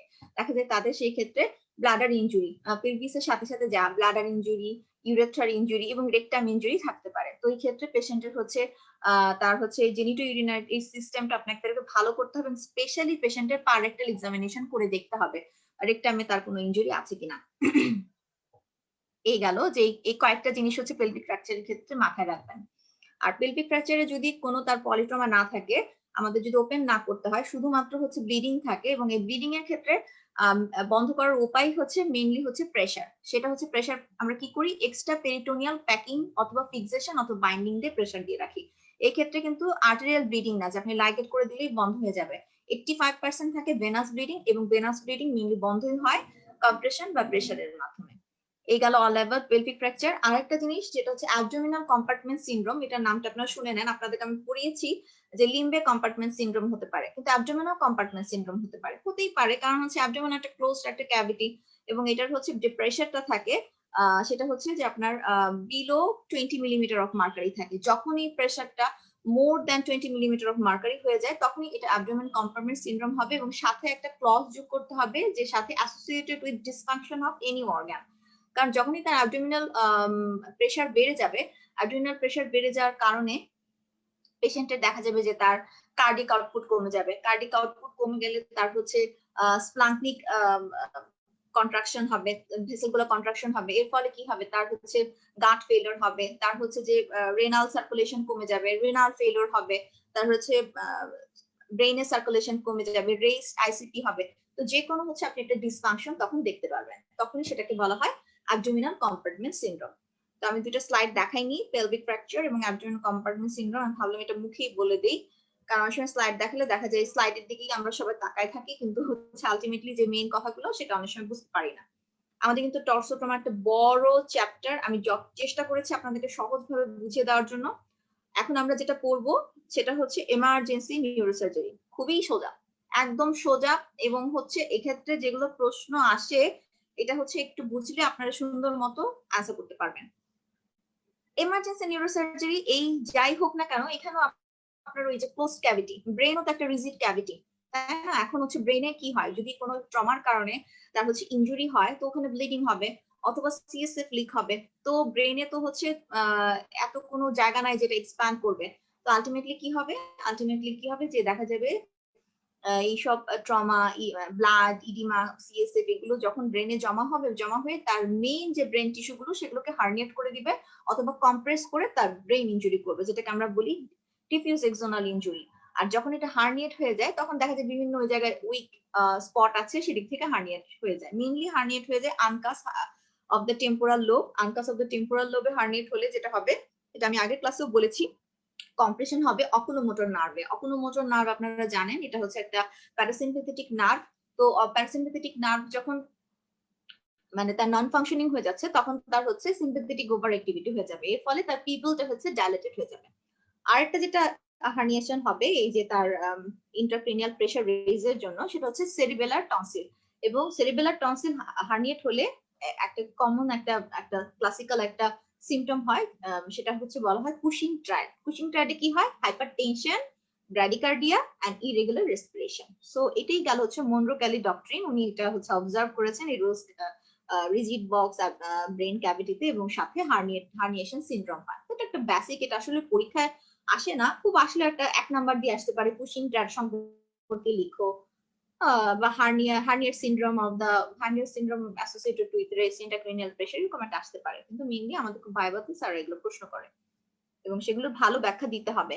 কেন পুশিং ট্রায়াড হচ্ছে এটাও বুঝতে হবে। কারণ হচ্ছে এখানে কম্প্রেশন হচ্ছে medullary, vasomotor and respiratory centre, এর ফলেই তার হাইপারটেনশন হচ্ছে, ব্র্যাডিকার্ডিয়া হচ্ছে, ইরেগুলার রেসপিরেশন হবে। এখানে অ্যান্সার সব বইয়ের মধ্যে দেওয়া আছে, কিন্তু দেখা যায় যে আমরা একটা দুইটা লাইন মিস করে যাই, পর পরীক্ষার সময় ওইটা অ্যান্সার করতে পারি না। এইটা একটু ছবির মাধ্যমে দেখানো হয়েছে যে নর্মাল ব্রেইন এটা, এবং তার ওখানে তার কোনো ব্লাড অ্যাকুমুলেট হয়ে মাস লিশন হয়ে কম্পেনসেশন, ব্রেন প্রথমে কম্পেনসেশন করতে চেষ্টা করে ফিজিওলজি অটো রেগুলেশনের মাধ্যমে, যখন আর পারে না তখনই হার্নিয়েশন হয়ে যায়। এবং হার্নিয়েশনের ছবিটা এগুলো দেওয়া আছে, সব বেলে লাভে আছে। বেলে লাভ বইটাতে মোটামুটি সুন্দর করে দেওয়া আছে, এবং আমি লেকচার গুলো মেনলি তৈরি করি বেলে লাভ বইটা থেকে, কারণ আমাদের প্রশ্নগুলো অত ওই স্যাররাও এখান থেকেই মেনলি করে এবং উত্তর ওখান থেকে আশা করে। আচ্ছা, এমার্জেন্সি নিউরোসার্জারিতে পরে আমরা যাব, যে এটা আসলে এমার্জেন্সি নিউরোসার্জারিটাতে কি ধরনের হেড ইনজুরি হয়। হেড ইনজুরি সুন্দর করে ক্লাসিফিকেশন দেওয়া আছে। এটা হচ্ছে মাইনর হেড ইনজুরি যদি তার জিসিএস 15 থাকে এবং পেশেন্টের নো লস অফ কনসিয়াসনেস থাকে। আর মাইল্ড হেড ইনজুরি যদি তার জিসিএস 14 to 15 থাকে উইথ লস অফ কনসিয়াসনেস থাকে, তাহলে আপনি সেটাকে বলবেন মাইল্ড হেড ইনজুরি। আর হচ্ছে সবচেয়ে ইম্পর্টেন্ট যে সিভিয়ার হেড ইনজুরি, সেটা আপনি কখন বুঝবেন? যার জিসিএস 3 to 8, আর মডারেট হচ্ছে ইন বিটুইন 9 to 13। এটা খুব ভালো মতো মেমোরাইজ করে নেবেন হেড ইনজুরি ক্লাসিফিকেশন। আর হেড ইনজুরি ম্যানেজমেন্ট আসলে গ্রস যে কোনো আপনি মানে হেড ইনজুরি বা ট্রমার ম্যানেজমেন্ট আপনি এটিএলএস এর মাধ্যমে শুরু করবেন, এবং এটিএলএস থেকে আপনি তো যা এয়ারওয়ে, তার হচ্ছে সার্ভাইকাল স্পাইন প্রোটেকশন, আর প্রথমে তো কন্ট্রোল অফ দ্য হেমোরেজ দিয়ে সি ছিল, বি দিয়ে ব্রিদিং এন্ড ভেন্টিলেশন, সি দিয়ে হচ্ছে তার control management of the circulation, disability, তারপরে এক্সপোজার আপনি দেখবেন আর কি কি তার ট্রমা আছে। সেকেন্ডারি সার্ভেতে চলে যাবেন অ্যাম্পলে, তারপর ডেফিনেটিভ তার যেটা থাকে, তার যদি স্কালপে ওন থাকে সেটা আপনি ক্লোজ করবেন, বা তার হচ্ছে যদি কোনো ফ্র্যাকচার থাকে সে রিলেটেড ম্যানেজমেন্ট করবেন। সবসময় হচ্ছে অ্যাকর্ডিং টু দ্য কজ আপনি যাবেন, এবং শুরুই করবেন এইভাবে যে অ্যাকর্ডিং টু দ্য এটিএলএস আমি এটা শুরু করব। আর জিসিএস গ্লাসকো কমা স্কেল এটা কিন্তু একদম আসে, এটা একদম মুখস্থ করে রাখতে হবে, এবং আমরা জানি আপনারা সবাই পারেন। আই এর জন্য হচ্ছে এটা 4, তারপর ভোকাল রেসপন্সের জন্য হচ্ছে 5, আর মোটর রেসপন্সের জন্য হচ্ছে 6। এটা কিন্তু পরীক্ষা স্যাররা সিনিয়রিও দিয়ে দিতে পারে যে পেশেন্ট হচ্ছে পেইনে হচ্ছে ওপেন করছে আই, মানে আপনি কি করেন স্পন্টেনিয়াস ওপেনের জন্য 4, তারপর পেশেন্ট ভোকালে ডাকলে শুনতেছে সেটার জন্য 3, কিন্তু পেইনের জন্য তার জিসাস হচ্ছে 2। তো এখানে আপনার তার আই এর জন্য সে 2 পাচ্ছে, বা পেশেন্ট ওপেন করছে না সেটার জন্য 1 পাবে। তো এইভাবে করে তারপর একটা দিল যে পেশেন্ট হচ্ছে এখন কনফিউজ স্পিচ এরকম থাকলো, যে নর্মাল কনভারসেশন হলে সেটার জন্য আমরা হচ্ছে ভোকালের জন্য হচ্ছে তাকে 5 দিই, আর কনফিউজড হলে 4। তাহলে সে হচ্ছে ভোকালের জন্য হচ্ছে তার হচ্ছে আপনি দিচ্ছেন 4, তাহলে তার 2 আর 4 6 হলো। এখন হচ্ছে স্যার বললো যে পেশেন্ট হচ্ছে পেইন লোকালাইজ করতে পারে। একটা হচ্ছে পেশেন্ট হচ্ছে আপনার মানে সে অবে করতে পারে কমান্ড, সেটার জন্য 6। তারপর হচ্ছে যে পেশেন্ট হচ্ছে যে পেইন লোকালাইজ করতে পারে সেটার জন্য 5। তো এইভাবে করে আপনাকে ফাইনালি হচ্ছে যে তার জিসিএস হচ্ছে 11 আসছে। তো কতটুকু জিসিএস আসছে এটা কিন্তু অস্পিতে আসতে পারে, এবং এটা আপনাদের পরীক্ষাতেও হচ্ছে রিটার্ন হিসেবে আসতে পারেন যে গ্লাসগো কমা স্কেল সম্পর্কে লিখো এবং এটার ইম্পর্টেন্স কি, এটার ইম্পর্টেন্স এটাই যে হচ্ছে you will find out the disability of the patient by applying this Glasgow coma scale. So এবং হচ্ছে আপনার এটা দিয়ে আপনি আরো কি করতে পারবেন, ক্যাটাগরাইজ করতে পারবেন হেড ইনজুরি, যেটা একটু আগে আলোচনা করা হলো, মাইনর হেড ইনজুরি নাকি মাইল্ড হেড ইনজুরি নাকি মডারেট নাকি সিভিয়ার। সিভিয়ার হেড ইনজুরি কি সেটা হচ্ছে মনে রাখেন 3 to 8, বাকিগুলো এমনি চলে আসবে 9 থেকে 13, আর 14 to 15 হচ্ছে আপনার মাইল্ড ইনজুরি। এই গেল জিসিএস নিয়ে কথাবার্তা এবং ক্লাসিফিকেশন। আর এই দুইটা ছক একদম মুখস্থ করে ফেলেন, এটা হচ্ছে মোটামুটি আপনাদের কাজে লাগবে। একটা হচ্ছে যে আপনি কোন পেশেন্ট মানে কিভাবে পেশেন্ট গুলাকে হচ্ছে ডিসচার্জ করবেন নিউরোসার্জারি, কারণ আপনাকে ডিসিশন নিতে হবে খুব। একজন সার্জন হইতে গেলে বা একজন ডক্টর হইতে গেলে ডিসিশন কিন্তু খুবই ইম্পর্টেন্ট। তো এই ডিসিশন গুলো কি আমরা কি হচ্ছে ওহির মাধ্যমে তো পাবো না, আমাদের তো পড়াশোনা আছে, এই প্রিন্সিপাল গুলোই আমাদেরকে সাহায্য করবে। তো পেশেন্টকে আপনি কখন ডিসচার্জ করবেন সবার আগে এটা পড়ি। তো একটা পেশেন্টের যখন দেখবেন জিসিএস 15 আউট অফ 15 আছে, তার কোনো ফোকাল ডিফিসিট নাই। ফোকাল ডিফিসিট তো বুঝতেই পারছেন, তার হচ্ছে কোনো সেন্সরি লস নাই, তার কোনো হচ্ছে মোটর ডিসফাংশন নাই, এবং পেশেন্টের সিটি স্ক্যানও নরমাল। তারপর হচ্ছে পেশেন্ট হচ্ছে কোনো প্রকার ড্রাগ, কোনো হচ্ছে ধরেন অ্যাসপ্রিন বা অরফ্রিন এরকম কগুলোপ্যাথি কগুলোপ্যাথি এরকম করে এরকম কোনো ড্রাগ নিচ্ছে না। সেটা কেন ইম্পর্টেন্ট সেটা আমরা সাবডুরাল হেমাটোমার সময় পড়বো। কেন হচ্ছে অ্যাসপ্রিন হচ্ছে অরফ্রিন হলে আমাদের আরো বেশি কশাস থাকতে হবে। এবং আপনি যখন বাইরের পরীক্ষাগুলো দিবেন এমআরসিএস এফআরসিএস, তখন আপনি যদি এইসব ড্রাগ হিস্ট্রি না নেন এবং হচ্ছে স্পেশালি হচ্ছে অ্যাসপ্রিন ক্লপিডোগ্রালের হিস্ট্রিটা ভালো মতো না নেন, এটা একটা পুরা ক্রাইম। এটা আপনাকে হচ্ছে অবশ্যই মাথায় রাখতে হবে, কারণ আমাদের দেশের পেশেন্ট একটু হচ্ছে দেখা যায় ভালো মতো বলতে পারে না, কিন্তু দেশের বাইরে কিন্তু হচ্ছে যে তাদের হচ্ছে ড্রাগ হিস্ট্রি খুবই ইম্পর্টেন্ট। তাদের হচ্ছে অনেকেই দেখা যায় পেনিসিলিনে হচ্ছে অ্যালার্জি থাকে বা হচ্ছে এরকম কগুলোপ্যাথি ড্রাগ খায়, কারণ এগুলোর সাথে ম্যানেজমেন্ট গুলো চলে আসে, খুবই ইম্পর্টেন্ট। তারপরে কি হচ্ছে পেশেন্টের হচ্ছে সাথে কোনো রেসপন্সিবল অ্যাডাল্ট থাকবে। আপনি আনঅ্যাটেন্ডেড কোনো রোগীকে ছেড়ে দিতে পারবেন না, রিসার্চ করতে পারবেন না, কারণ তার হেড ইনজুরি হয়েছে। তাকে যদি কেউ টেক কেয়ার করার মতো না থাকে, তাহলে তার যদি কোনো ফার্দার কোনো কমপ্লিকেশন হয়, তাহলে তাকে কে অ্যাটেন্ড করবে বা কে নিয়ে আসবে। সো এগুলো আপনাদের ডক্টর হলে শুধুমাত্র ক্লিনিক্যাল দিলে দেখলে হয় না, সেটা সোশ্যাল বিষয়টাও আমাদের দেখতে হয়। পেশেন্টের পুরো সেফটি আপনাকে দেখতে হবে, যে পেশেন্টটা ফাইনালি কোথায় যাবে। আপনি বাসায় চলে যান এটা বলে দিলে হবে না, আপনার বাসায় কে যাচ্ছে তার ফোন নাম্বার সবকিছু আপনাদের রাখতে হবে, because you are the guardian of that patient. তারপর হচ্ছে আপনি ভালো মতো পেশেন্টকে এবং পেশেন্টের গার্জিয়ানকে বুঝিয়ে দিতে হবে পেশেন্ট কখন হচ্ছে মেডিকেল অ্যাটেনশন সিক করবে। যদি তার পারসিস্টিং অর ওরসেনিং হেডেক থাকে, পারসিস্টিং ভমিটিং থাকে, ড্রাউজিনেস থাকে, ভিজুয়াল ডিস্টারবেন্স থাকে, লিম্ব উইকনেস থাকে, নামনেস থাকে, তাহলে পেশেন্টকে হচ্ছে অবশ্যই বাসায় আর থাকা যাবে না, মেডিকেল হেলথ তাকে হচ্ছে চেক করতে হবে। এই ক্রাইটেরিয়া ফুলফিল করলে আপনি ওই পেশেন্টকে ডিসচার্জ দিতে পারবেন, তাহলে you are not doing any crime, আপনি একটা পেশেন্টকে সেফলি ডিসচার্জ করতে পারবেন। এগুলো আপনারা মনে রাখার চেষ্টা করবেন। আরেকটা জিনিস হচ্ছে সিটি স্ক্যান কখন করব। সিটি স্ক্যান আসলে আপনাকে সবসময় সবকিছুতে লজিক্যাল থাকতে হবে, যে আমি এই কারণে সিটি স্ক্যান করেছি। সব পেশেন্ট একটা সামান্য স্ক্যাল্পে ইনজুরি হয়েছে, তার স্কিনে ব্রিচ হয়েছে লেজারেশন, এই পেশেন্ট তো সিটি স্ক্যান করার কোনো দরকার নাই, তাই না? তো হচ্ছে আমরা এখন এটা আমাদেরকে বুঝতে হবে। তো আমাদের এই প্রিন্সিপাল গুলো ফলো করলে আমরা বুঝতে পারবো আমরা কখন পেশেন্টের সিটি স্ক্যান করব। তো এটাকে হচ্ছে আগের বইয়ে একবারেই ছিল, এখন 27-এ এটাকে ভাগ করা হয়েছে। Indication for CT scan within 1 hour, যদি তার প্রথম থেকে জিসিএস বিলো 13 থাকে। আপনারা তো জানেনই মডারেট ইনজুরি, তার হচ্ছে 9 to 13 মানে মডারেট ইনজুরি আছে এট এনি পয়েন্ট, তো তাকে আপনি সিটি স্ক্যান করে ফেলবেন। পেশেন্টকে জাস্ট হিমোডাইনামিক্যালি স্টেবল করে আপনি অ্যাসিস্টেড করে তাকে হচ্ছে যে কোনো সিটি স্ক্যান করাবেন। অথবা পেশেন্ট প্রথমে 15 ছিল, কিন্তু প্রথম 2 ঘন্টার মধ্যে আপনি অবজার্ভ করে দেখলেন তার জিসিএস এখন বিলো 15 হয়ে গেছে, তাকে আপনি এখন সিটি স্ক্যান দিয়ে দিবেন।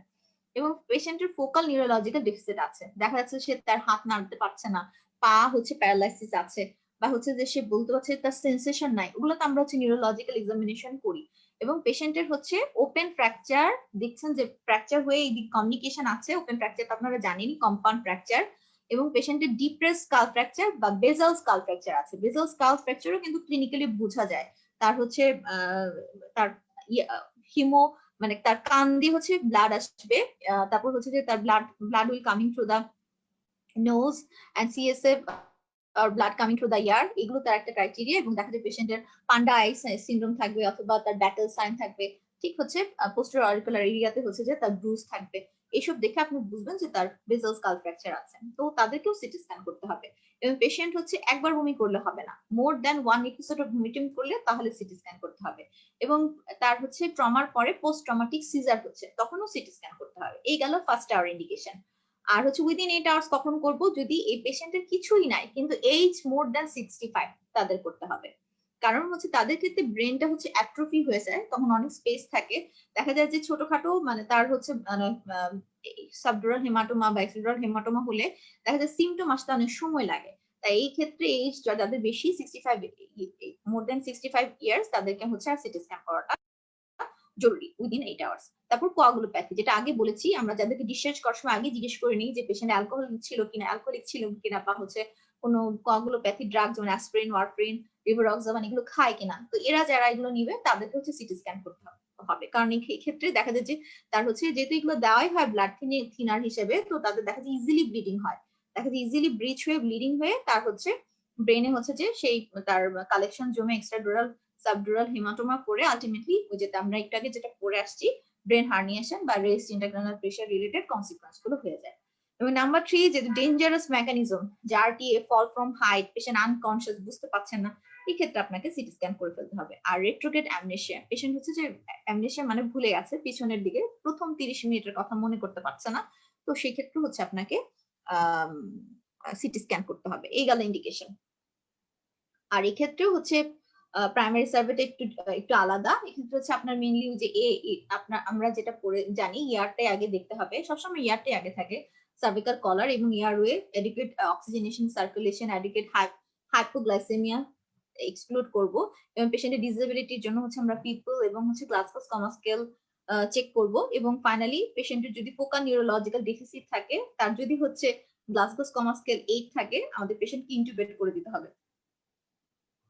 পেশেন্ট দেখা যাবে যে তখন কমপ্লেক্স এয়ারওয়েতে তার এয়ারওয়ে ম্যানেজমেন্ট করতে হবে। এই গেল প্রাইমারি সার্ভে, আগের মতোই জাস্ট একটু ঘুরাই লিখেছে, কিন্তু মেন কম্পোনেন্ট খুঁজে খুঁজে দেখবেন ওই একই জিনিস আছে, শুধুমাত্র ব্রিদিংটাকে আলাদা করে বড় করে হেডলাইন করেনি। আর সেকেন্ডারি সার্ভে ক্ষেত্রে এই যে ব্যাটল সাইন, একটু পর আমি ছবিটা দেখাবো, battle sign periorbital bruising, blood in ear, nose, mouth may point to base of the skull fracture, এগুলো সেকেন্ডারি সার্ভেতে আপনি পাবেন। আপনার সিটি স্ক্যান লাগবে এবং পেশেন্টের অপারেটিভ ম্যানেজমেন্ট লাগবে। সার্ভিক্যাল স্পাইন ফ্র্যাকচার থাকতে পারে এবং পেশেন্টকে এই ধরনের ট্রমা পেশেন্টকে সবসময় লগ রোল ভাবে হচ্ছে পেশেন্টকে হচ্ছে মুভমেন্ট করতে হবে। আচ্ছা, পিপিলের ব্যাপারটা আমি কিন্তু বলে দিয়েছি হার্নিয়েশনের সময়, তাই এটা না বলি যে আনকাল হার্নিয়েশন হলে যে তার হচ্ছে পিপিলটা ডাইলেটেড হয়ে যায়। সো পিপল দিয়েও হচ্ছে আমরা পেশেন্টের ডিসেবিলিটি বা হচ্ছে লেভেল অফ কনসিয়াসনেস এবং তার ব্রেন ইনজুরি সম্পর্কে ধারণা পাই। গ্লাসগো কমা স্কেল নিয়ে আপনাদেরকে বলেছি এবং সবচেয়ে লোয়েস্ট হয় 3। এবং এটার কিভাবে হচ্ছে এটার সিগনিফিকেন্স কি, আমাদের ট্রমা সার্জন হিসেবে এটা কিভাবে কাজ করে সেটাও আলোচনা করা হয়েছে। যেটা দেখাতে চাচ্ছিলাম এটা হচ্ছে ব্যাটল সাইন, তার হচ্ছে পোস্টেরিয়র অরিকুলার রিজিয়নে একটা ব্রুজ আছে, যে তার ফ্র্যাকচার আছে। আপনারা সিটি স্ক্যানটা দেখেই বুঝতে পারছেন যে তার একটা ফ্র্যাকচার আছে এখানে। এখন এইটা আপনাদের এটা পরীক্ষার জন্য ইম্পর্টেন্ট, যে এটা আসতে পারে। এটা বড় যদি আন্ডারগ্রেড লেভেলে সাধারণত দেওয়ার কথা না, কিন্তু ফেজে দিতেও পারে স্যাররা, যেহেতু আপনাদের বেরি ল্যাবে আছে, সো আন্ডারগ্রেডও দিতে পারে এবং পোস্ট গ্রেডও পোস্ট গ্রেডও তো অবশ্যই দিবে। সো হচ্ছে এটা কি, একটা হচ্ছে এক্সট্রাডুরাল হেমাটোমা, একটা হচ্ছে সাবডুরাল হেমাটোমা। আমি এখানে কোনো স্লাইড নিয়ে এসেছি স্লাইড, কিন্তু স্লাইড থেকে আমি বেশি বলবো না। আমি যেটা বলবো সেটা হচ্ছে আপনাদের দুইটা ছবি কম্পেয়ার করি এখন বলে দেওয়ার চেষ্টা করবো। এক্সট্রাডুরাল হেমাটোমা মানে আপনি জিনিসটা দেখে কি বুঝতে পারছেন, মানে হচ্ছে যে তার ডুরার বাইরে হচ্ছে তার হচ্ছে স্কালের মাঝখানে এক্সট্রা ডুরাল এর মধ্যে তার হেমাটোমাটা হয়েছে, বুঝতেই পারছেন। তাহলে কালেকশন কোথায় হলো সেটা বুঝলাম।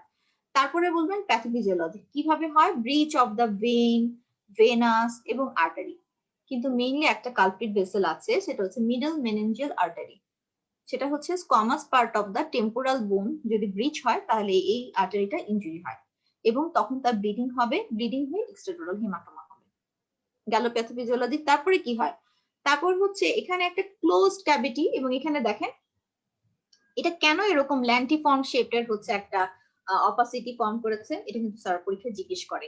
কারণ হচ্ছে যে তার এখানে যে মেনিনজিয়াল অ্যাটাচমেন্ট আছে, এই ডুরাটা হচ্ছে এই স্ক্যাল্পের সাথে এরকম হচ্ছে কনফাইন্ড হয়ে থাকে, মানে একটা ফিক্স জায়গায় কনফাইন্ড হয়ে থাকে। তো এই জন্য এই এই জায়গাটাকে পর্যন্ত তার হেমাটোমাটা কালেকশন হয়, এই জন্য এটা হচ্ছে একদম ল্যান্টিফর্ম শেপের হচ্ছে একটা হাইপারডেন্স হচ্ছে আপনার একটা লিশন থাকে সিটি স্ক্যানে, সেভাবে ডিসক্রাইব করতে হয়। আপনারা তো এটা জানেন যে আল্ট্রাসোনোগ্রাফিতে আমরা বলি ইকোজেনেসিটি, আর হচ্ছে সিটি স্ক্যানে বলি ডেনসিটি, আর এমআরআই এ বলি হচ্ছে সেটা ইন্টেন্সিটি। ঠিক আছে, তো এখানে হচ্ছে যে আপনার হাইপারটেন্স একটা লিশন অকুপাইং সিটি স্ক্যান, শুধু এটা বললেই হবে না, দেখেন এখানে মিডিয়াস্টেনামও শিফট হয়ে গেছে, হ্যাঁ, এবং ভেন্ট্রিকলটা কম্প্রেস হয়ে গেছে। সো এইসব ফাইন্ডিং আপনাকে দেখতে হবে, এবং সাথে আপনি আবার দেখবেন এখানে কোনো বোনসে কোনো ফ্র্যাকচার আছে কিনা। তাহলে কি কি ফাইন্ডিং, 3-4টা ফাইন্ডিং আপনি আগে দেখে নিবেন যে এটা সিটি স্ক্যান অফ ব্রেন, আপনি এটা সুন্দর করে বলে দিলেন, তারপর ফাইন্ডিং গুলো লিখে দিলেন চটচট করে কিভাবে এটা আসলো। এখন এটা আপনার ডায়াগনোসিস কি, এটা হচ্ছে রেডিওলজিক্যাল ডায়াগনোসিস হচ্ছে এক্সট্রাডুরাল হেমাটোমা। এখন এক্সট্রাডুরাল হেমাটোমাতে কি রকম সিমটম আসে? সিমটমটা হচ্ছে পেশেন্টের তো অবশ্যই একটা ট্রমার হিস্ট্রি থাকবে, তার মাথায় হচ্ছে কোনো কিছু পড়েছে। যেমন হচ্ছে রমন লাম্বা একজন ক্রিকেটার ছিলেন, আপনারা হয়তো অনেক ছোট ছিলেন, আমরা নিজেরাও ছোট ছিলাম, তো ওই 90s আমলে তো ওনার মাথায় হচ্ছে ক্রিকেট বল পড়লো। তো ওনার হচ্ছে বাংলাদেশি উনি এসেছিলেন ক্যাজুয়ালিটিতে। তো তখন হচ্ছে প্রথমে আইডেন্টিফাই করা হয়নি, বুঝতে পারেনি যে এটা হচ্ছে যে এতটা সিভিয়ার ইনজুরি ছিল। তো ওনার আসলে এক্সট্রাডুরাল হেমাটোমা হয়েছিল। এক্সট্রাডুরাল হেমাটোমাতে দেখা যায় পেশেন্টের প্রথমে একটু কনকাশন হয়, একটা ট্রমা হওয়ার পরে হঠাৎ পেশেন্ট অজ্ঞান হয়ে যায়, অজ্ঞান হয়ে যাওয়ার পর পেশেন্ট আবার রিগেইন করে কনসিয়াসনেস তার অটো রেগুলেশনের কারণে। তো এরপর পেশেন্ট মোটামুটি স্টেবল থাকে। এই স্টেবলটাকে বলা হয় লুসিড ইন্টারভাল, মানে এটা আসলে মানে লুসিড, এটা নর্মাল না তার জন্য। তো ওই পেশেন্টটা অবশ্যই বাসায় যেতে দেওয়া উচিত হয়নি। এই লুসিড ইন্টারভালটা কেন হয়? তো তার ব্রিজ হচ্ছে, কালেকশন এখনো হচ্ছে ঠিক মতো, তার হচ্ছে ব্লাড জমা হয়নি। তো আর ব্লিডিং বাড়তে বাড়তে তার হচ্ছে যখন এইরকম হচ্ছে এক্সট্রাডুরাল স্পেসে এনাফ ব্লাড অ্যাকুমুলেট হয়ে তার যখন ব্রেইনের উপর চাপ তৈরি করবে, যখন তার হচ্ছে রেস্ট ইন্ট্রাক্রেনিয়াল প্রেসার করবে, যখন তার ভেন্ট্রিকল শিফট হয়ে যাবে, তার হচ্ছে মিডলাইন শিফট হয়ে যাবে, তখন কিন্তু পেশেন্ট আর সুযোগ দিবে না। তখন পেশেন্টের হচ্ছে ইমিডিয়েটলি কোনো হচ্ছে ক্র্যানিওটমি করে ব্লাড বের করে না দিলে পেশেন্ট কিন্তু তখন দেখা যাবে ব্রেন ড্যামেজ হয়ে যাচ্ছে। তো এটাই হচ্ছে ক্রিকেটারের ক্ষেত্রে হয়েছিল। তো এই জন্যই হচ্ছে একটা নিউরোসার্জারি পেশেন্টকে, নিউরো ইমার্জেন্সি যার হচ্ছে একটা নিউরোলজিক্যাল ট্রমা পেশেন্টের ক্ষেত্রে কাকে ডিসচার্জ করবেন, কাকে মনিটর করবেন, কাকে সিটি স্ক্যান করবেন, এই বিষয়গুলো আমাদের খুব জাজমেন্টাল থাকতে হবে। কারণ এখানে লুসিড ইন্টারভাল একটা জিনিস থাকে। পেশেন্ট এসে বলবে যে হয়তো অনেক সময় বলেও না যে জ্ঞান হারিয়ে ফেলেছিলাম, এটা বলে না বা বুঝে না, খুব কম সময়ের জন্য কনকাশন হয়, তো বাকি সময়টা সে ভালোই থাকে লুসিড ইন্টারভেল, এরপরে সে র্যাপিডলি ডিটোরিয়েট করে যায়, তখন দেখা যায় পেশেন্ট আনকনসিয়াস হয়ে যায়, পেশেন্ট ভমিটিং করতে থাকে, পেশেন্টের কনভালশন হয়, পেশেন্টের হচ্ছে যে তার হচ্ছে নিউরোলজিক্যাল ডেফিসিট হয়ে যায়। তো এই জন্য হচ্ছে এক্সট্রাডুরাল, এটাই হচ্ছে পার্থক্য এক্সট্রাডুরাল হেমাটোমার ক্ষেত্রে, যে আপনার পেশেন্টের হচ্ছে ইনিশিয়ালি ভালো থাকবে, লুসিড ইন্টারভাল থাকবে, তারপর পেশেন্ট ডিটোরিয়েট করবে, এবং এটার ম্যানেজমেন্ট হচ্ছে বারহোল করে আপনাকে হচ্ছে ইভাকুয়েট করে দিতে হবে ব্লাড ক্লট। বারহোলটা হচ্ছে আপনি এখানে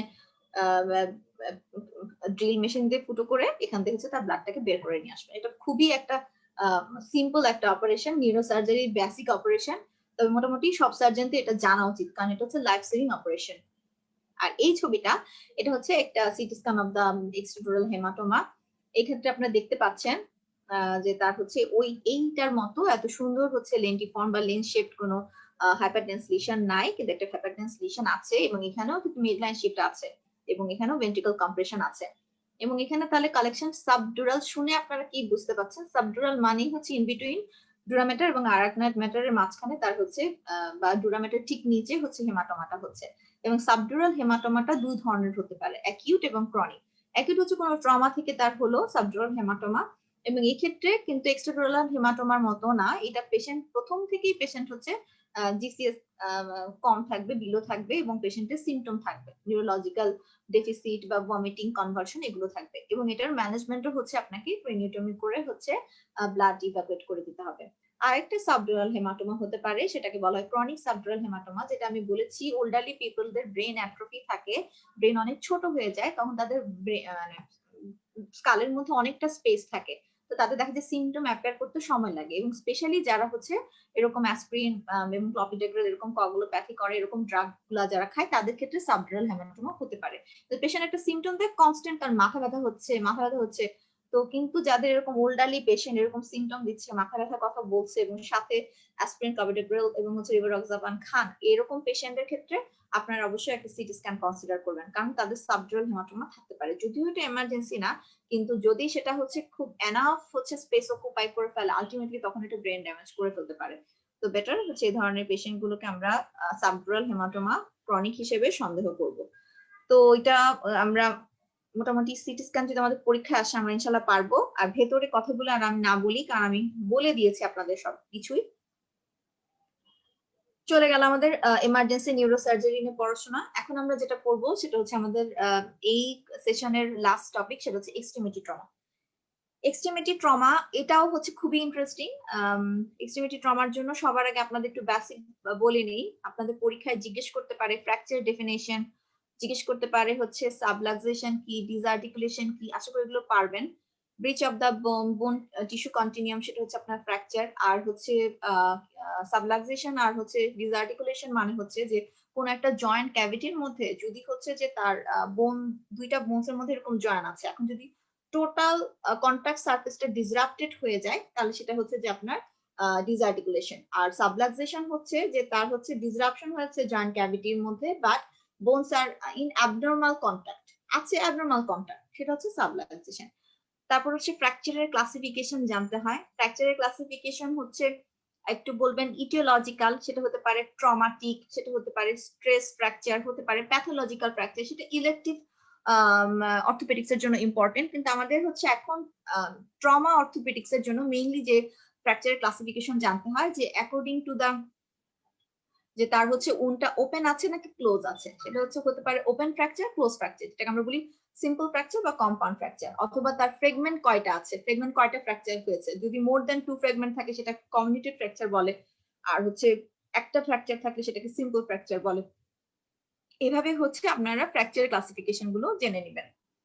এবং ফ্র্যাকচারের পরে আমাদের এখন যেটা একটা পেশেন্টকে কিভাবে আমরা ম্যানেজ করব, এই ক্ষেত্রে এটিএলএস করবেন, কিন্তু মানে লিম্ব এক্সামিনেশন বা হ্যান্ড বা লেগ এক্সামিনেশনের ক্ষেত্রে আমরা যেটা মনে রাখি সেটা look, feel, move, special test, special investigation.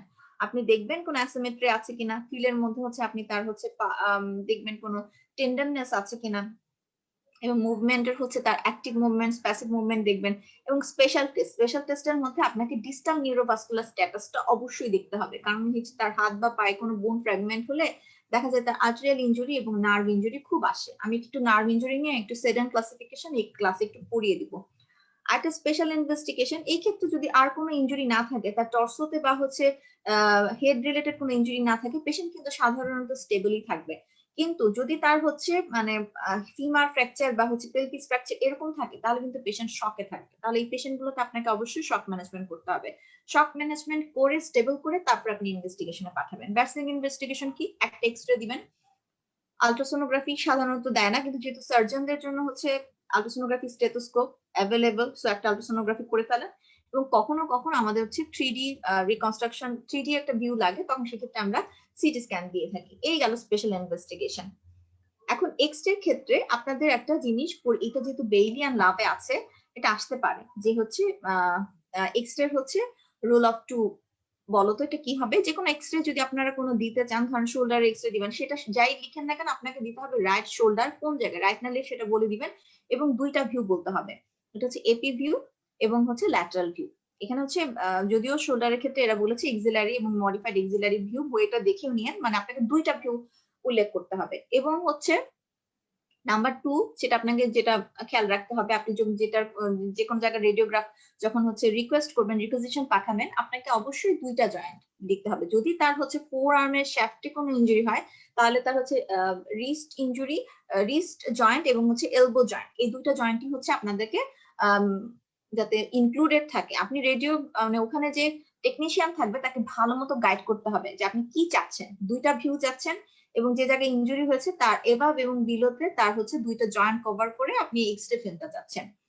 এবং 2 অকেশন, প্রথমে আপনি একটা ট্রমার পরেই আপনি একটা এক্সরে নিয়ে নিলেন, আরেকটা এক্সরে আপনি নিবেন 2 উইকস লেটার। এগুলো 2 অকেশন। আর একটা 2 সাইড, এটা পেডিয়াট্রিক ইনজুরির ক্ষেত্রে, বাচ্চাদের ক্ষেত্রে আসলে বোঝা যায় না যে আসলে তার ফ্র্যাকচার হয়েছে কিনা, এত গ্রোয়িং বোন। তাদের ক্ষেত্রে যদি ডান হাতে ফ্র্যাকচার থাকে তাহলে তার অবশ্যই দেখা যাবে তাকে দুইটা লেফটেরটা কম্পেয়ার করে আপনাকে বুঝতে হবে যে রাইটে তার আসলে কোন দিকে ফ্র্যাকচার হয়েছে। এই গেল তার হচ্ছে টু সাইড, মানে এই জিনিসটাই হচ্ছে রুল অফ টু। আমরা যখন একটা হচ্ছে রিকোয়েস্ট করব রেডিওলজির জন্য, আমরা এই রুল অফ টু দিয়ে হচ্ছে আমাদের রিকোয়েজিশন গুলো পাঠাবো। এক্সট্রিমিটি ট্রমার মধ্যে আরেকটা জিনিস আমাদের পড়তে হয়, কিছু ক্লাসিফিকেশন। এটা হচ্ছে ওপেন ফ্র্যাকচারের ক্লাসিফিকেশন, এটাকে বলা হয় গাস্টেলো এন্ড অ্যান্ডারসন ক্লাসিফিকেশন। এটা খুবই সহজ, এটা নিয়ে ভয়ের কিছু নাই। এই ক্লাসিফিকেশন অনুযায়ী হচ্ছে ওপেন ফ্র্যাকচার তিন ধরনের। নাম্বার ওয়ান, এখানে ওপেন ফ্র্যাকচার হবে কিন্তু উন্ডের যে হচ্ছে লেন্থটা হবে সেটা হচ্ছে 1 সেন্টিমিটার, লেস দেন 1 সেন্টিমিটার এবং ক্লিন। নাম্বার টু, যে ফ্র্যাকচারটা হবে সেই ওপেন ফ্র্যাকচারটা হচ্ছে ল্যাসারেটেড এবং উন্ডের সাইজ হচ্ছে মোর দেন 1 সেন্টিমিটার এবং তার কোনো soft tissue, extensive soft tissue damage বা থাকবে না।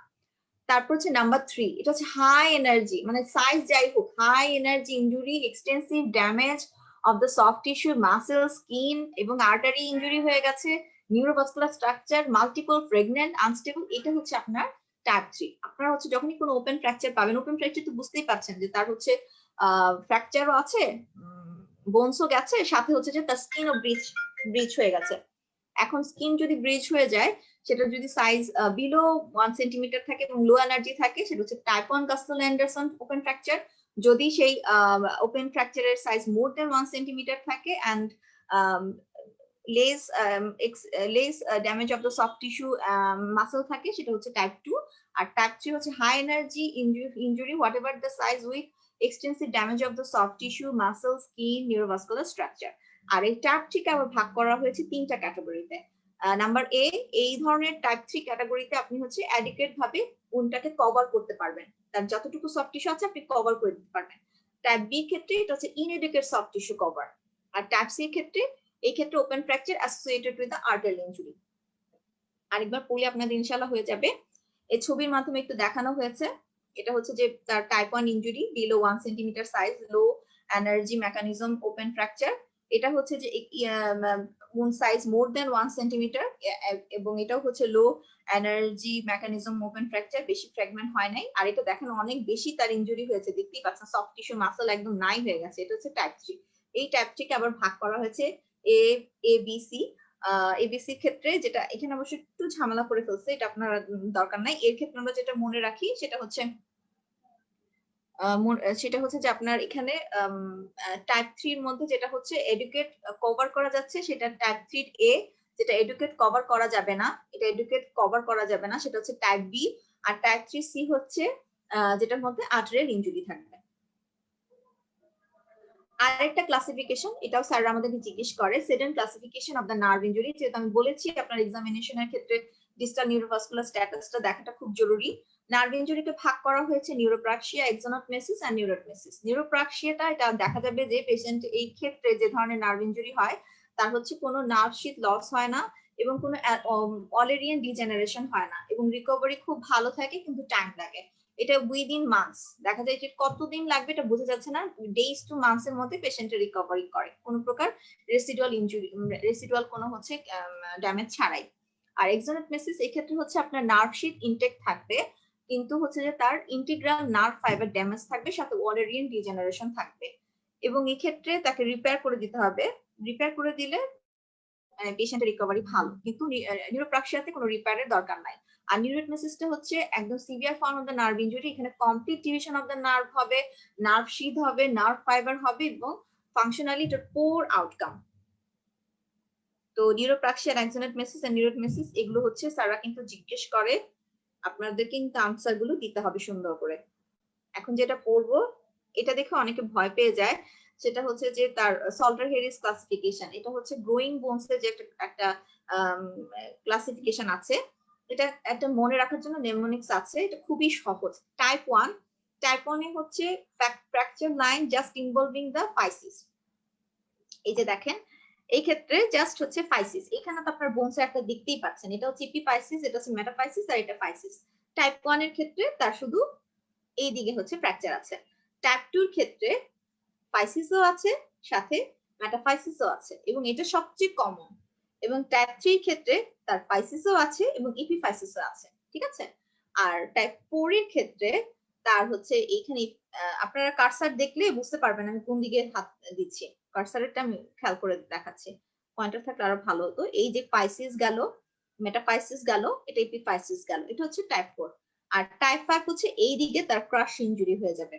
আর আমাদের বেইলি ল্যাবে টাইপ 6 বলা আছে, 6 এর ক্ষেত্রে পেরিকন্ড্রাল স্ট্রাকচারে ডিরেক্ট ট্রমা হবে। তার ওখানে দেখবেন যে আপনি পেরিওস্টেমে ওই মানে তার ইনজুরি থাকবে, টাইপ 6। এখন এটা কিভাবে আপনি মনে রাখবেন? মনে রাখার জন্য এটাকে আপনি এইভাবে সল্টার্স, এস এস হচ্ছে স্ট্রেট অ্যাক্রস, মানে একদম জাস্ট ফাইসিস। যদি আপনি মনে রাখেন এইটুকু আপনার ফাইসিস, কার্সারটা খেয়াল করেন, এটা হচ্ছে মেটাফাইসিস, এটা হচ্ছে এপিফাইসিস, তাহলে স্ট্রেট অ্যাক্রস দ্য ফাইসিস। তারপর হচ্ছে এ দে কি হচ্ছে এবাভ, এখানে হচ্ছে যে মেটাফাইসিসে যাচ্ছে, যেহেতু আপনি জানেন এটা মেটাফাইসিস, তাহলে involving the fracture physis and metaphysis. L দে হচ্ছে লোয়ার, লোয়ার এদিকে আছে epiphysis, fracture involving the physis and the epiphysis. T টি দিয়েছে থ্রো, এখানে হচ্ছে fracture involving the physis, metaphysis and epiphysis, তিন দিকেই যাচ্ছে। আর হচ্ছে ই এদিকে হচ্ছে এটা ক্রাশ হয়ে যাচ্ছে, এদিকে একটা ক্রাশ ইনজুরি হবে। Erosion of the growth plate, মানে ফাইবার সি আসলে খুব বেশি কাজ করে না, ই দিয়ে একটু মনে রাখেন। সো ইরেজারটা যেটা মিলিয়েছে আমারও পছন্দ না। আর দিয়ে হচ্ছে রিয়েকশন পেরিওস্টিয়াল, পেরিওস্টিয়াল একটা রিয়েকশন থাকবে, এরকম একটা বোন ফ্র্যাগমেন্ট উঠে যাবে, এটাই হচ্ছে টাইপ 6। এই গেল সল্টন হ্যারিসন ক্লাসিফিকেশন, এটা হচ্ছে যে গ্রোয়িং বোনের ফ্র্যাকচারের জন্য এটা আসে। এখন আমরা স্পেসিফিকলি আমাদের পরীক্ষার জন্য কিছু কিছু ফ্র্যাকচার আমাদের আসতে পারে, সেটা আমরা একটু পড়বো। এখন আমি দুটো ফ্র্যাকচার নিয়ে আসছি, সেটা হচ্ছে কোলিস ফ্র্যাকচার, এটা হচ্ছে স্মিথ ফ্র্যাকচার। তো সংজ্ঞাটা আপনাদের মনে রাখতে হবে। যদি ফ্র্যাকচারটা হয় যে তার হচ্ছে ডিস্টাল রেডিও আলনার জয়েন্টের বা হচ্ছে রিস্ট জয়েন্টের 2 সেন্টিমিটার প্রক্সিমালের মধ্যে যদি কোনো ফ্র্যাকচার হয়, সেটা হচ্ছে কোলিস ফ্র্যাকচার অথবা স্মিথ ফ্র্যাকচার হতে পারে। এখন কোলিস ফ্র্যাকচারে কি হয়? সেটা হয় আউটওয়ার্ডস, মানে হচ্ছে যে পিছনের দিকে থাকে, মানে আর হচ্ছে স্মিথ ফ্র্যাকচারে ডেভিয়েশনটা থাকে ইনওয়ার্ডস।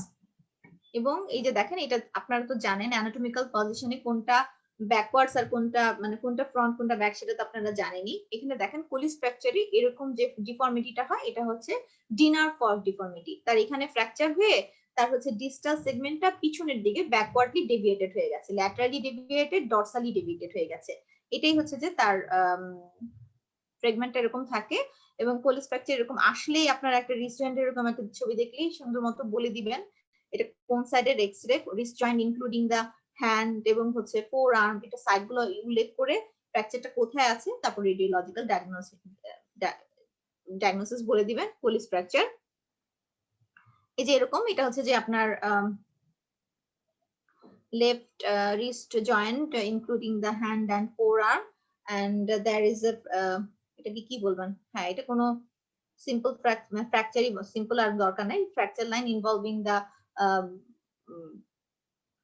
proximal part of the wrist joint. So clinical radiological diagnosis is Colles fracture of the left forearm.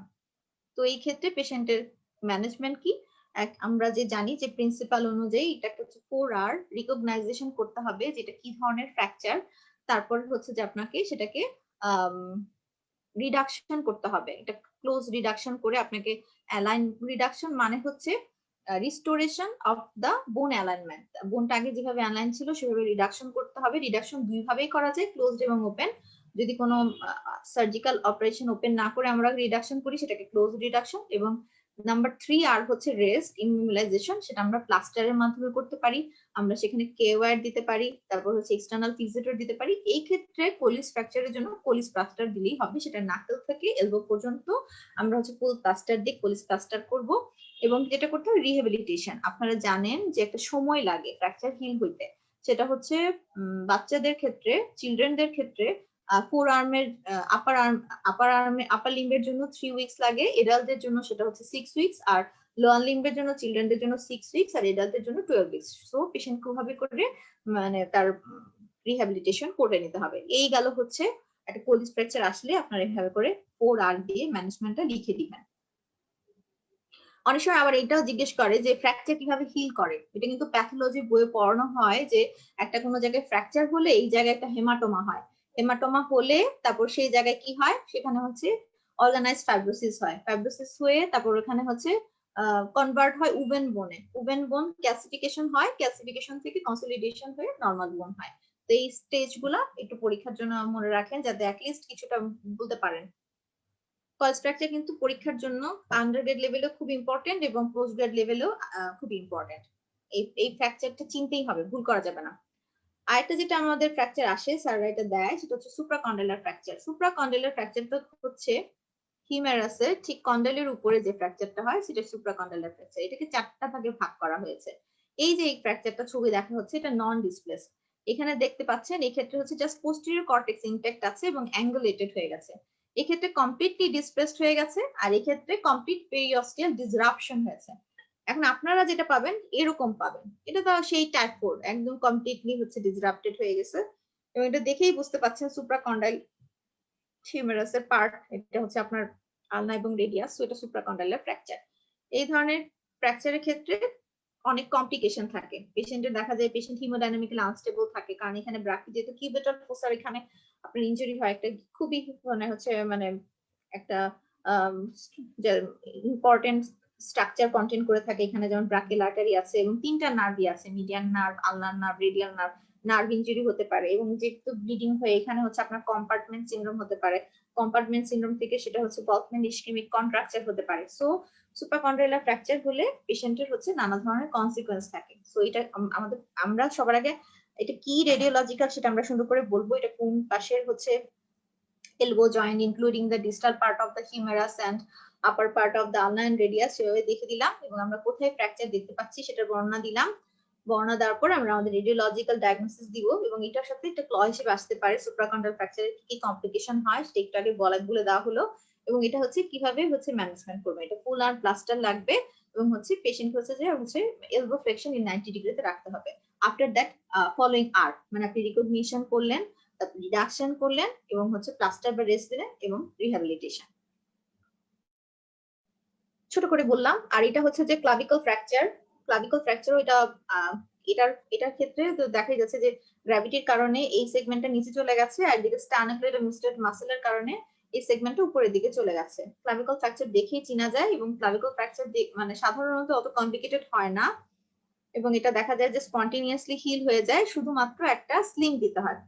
একটা স্লিং 3 উইকস টু 4 উইকস পর্যন্ত দিলে এটা হচ্ছে হিল হয়ে যায়, ব্রড অ্যান্ড স্লিং। সো আমরা আমাদের এক্সরে গুলো দেখে ফ্র্যাকচার কোনটা সেটা জানবো এবং মানে বেসিক কি ম্যানেজমেন্টের জন্য কি করতে হয় সেটা একটু একটু করে কি কি প্লাস্টার, কি কি স্লিং, কোলেস প্লাস্টার এগুলো আপনাদেরকে একটু বলে দিচ্ছি, একটু মনোযোগ দিয়ে শোনেন। আর এই জিনিসটা এটা হচ্ছে পাশাপাশি রাখা হয়েছে, এটা হচ্ছে একটা গ্যালিয়াজি আর একটা হচ্ছে মন্টিজিয়া ফ্র্যাকচার। এটা মনে রাখার জন্য মনে রাখবেন গ্রি মানে হচ্ছে গ্রি তো হচ্ছে কম্পোনেন্ট গুলো নিবেন রেডিয়াস আর ইনফেরিয়র, মানে হচ্ছে তার রেডিয়াসে ফ্র্যাকচার থাকবে এবং হচ্ছে ডিসরাপ্টেড হবে ইনফেরিয়র রেডিওলার জয়েন্ট। ঠিক আছে, তাহলে দেখেন কোনটা গ্যালিয়াজিয়া কোনটা মন্টিজিয়া আপনারা ইজিলি মনে রাখবেন।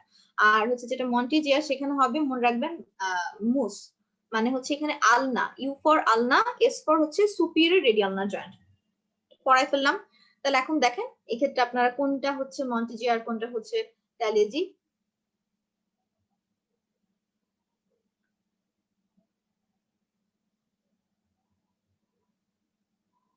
এই ক্ষেত্রে যেটা দেখতে পাচ্ছেন এটা হচ্ছে যে তার আলনার ফ্র্যাকচার হয়েছে এবং এক্ষেত্রে তার হচ্ছে সুপিরিয়র রেডিও আলনার গেছে, তার মানে কিভাবে মনে রেখেছি মুস, এটা হচ্ছে যে আমার মন্টিজিয়ার ফ্র্যাকচার আর এটা হচ্ছে রেডিয়াস গেছে এবং ইনফেরিয়রটা দেখানো হচ্ছে। সো এটা হচ্ছে গ্রি, এটা হচ্ছে গ্যালিয়াজি এবং এই ক্ষেত্রে আপনার ম্যানেজমেন্ট হচ্ছে open reduction, internal fixation. So এটা সাধারণত আসে না, পোস্ট গ্রেড লেভেলেও এটা অনেক কঠিন, কিন্তু জানবেন না কেন, জানলে অবশ্যই আসলেও ভয় পাওয়ার কিছু নাই, অ্যান্সার করতে পারবেন।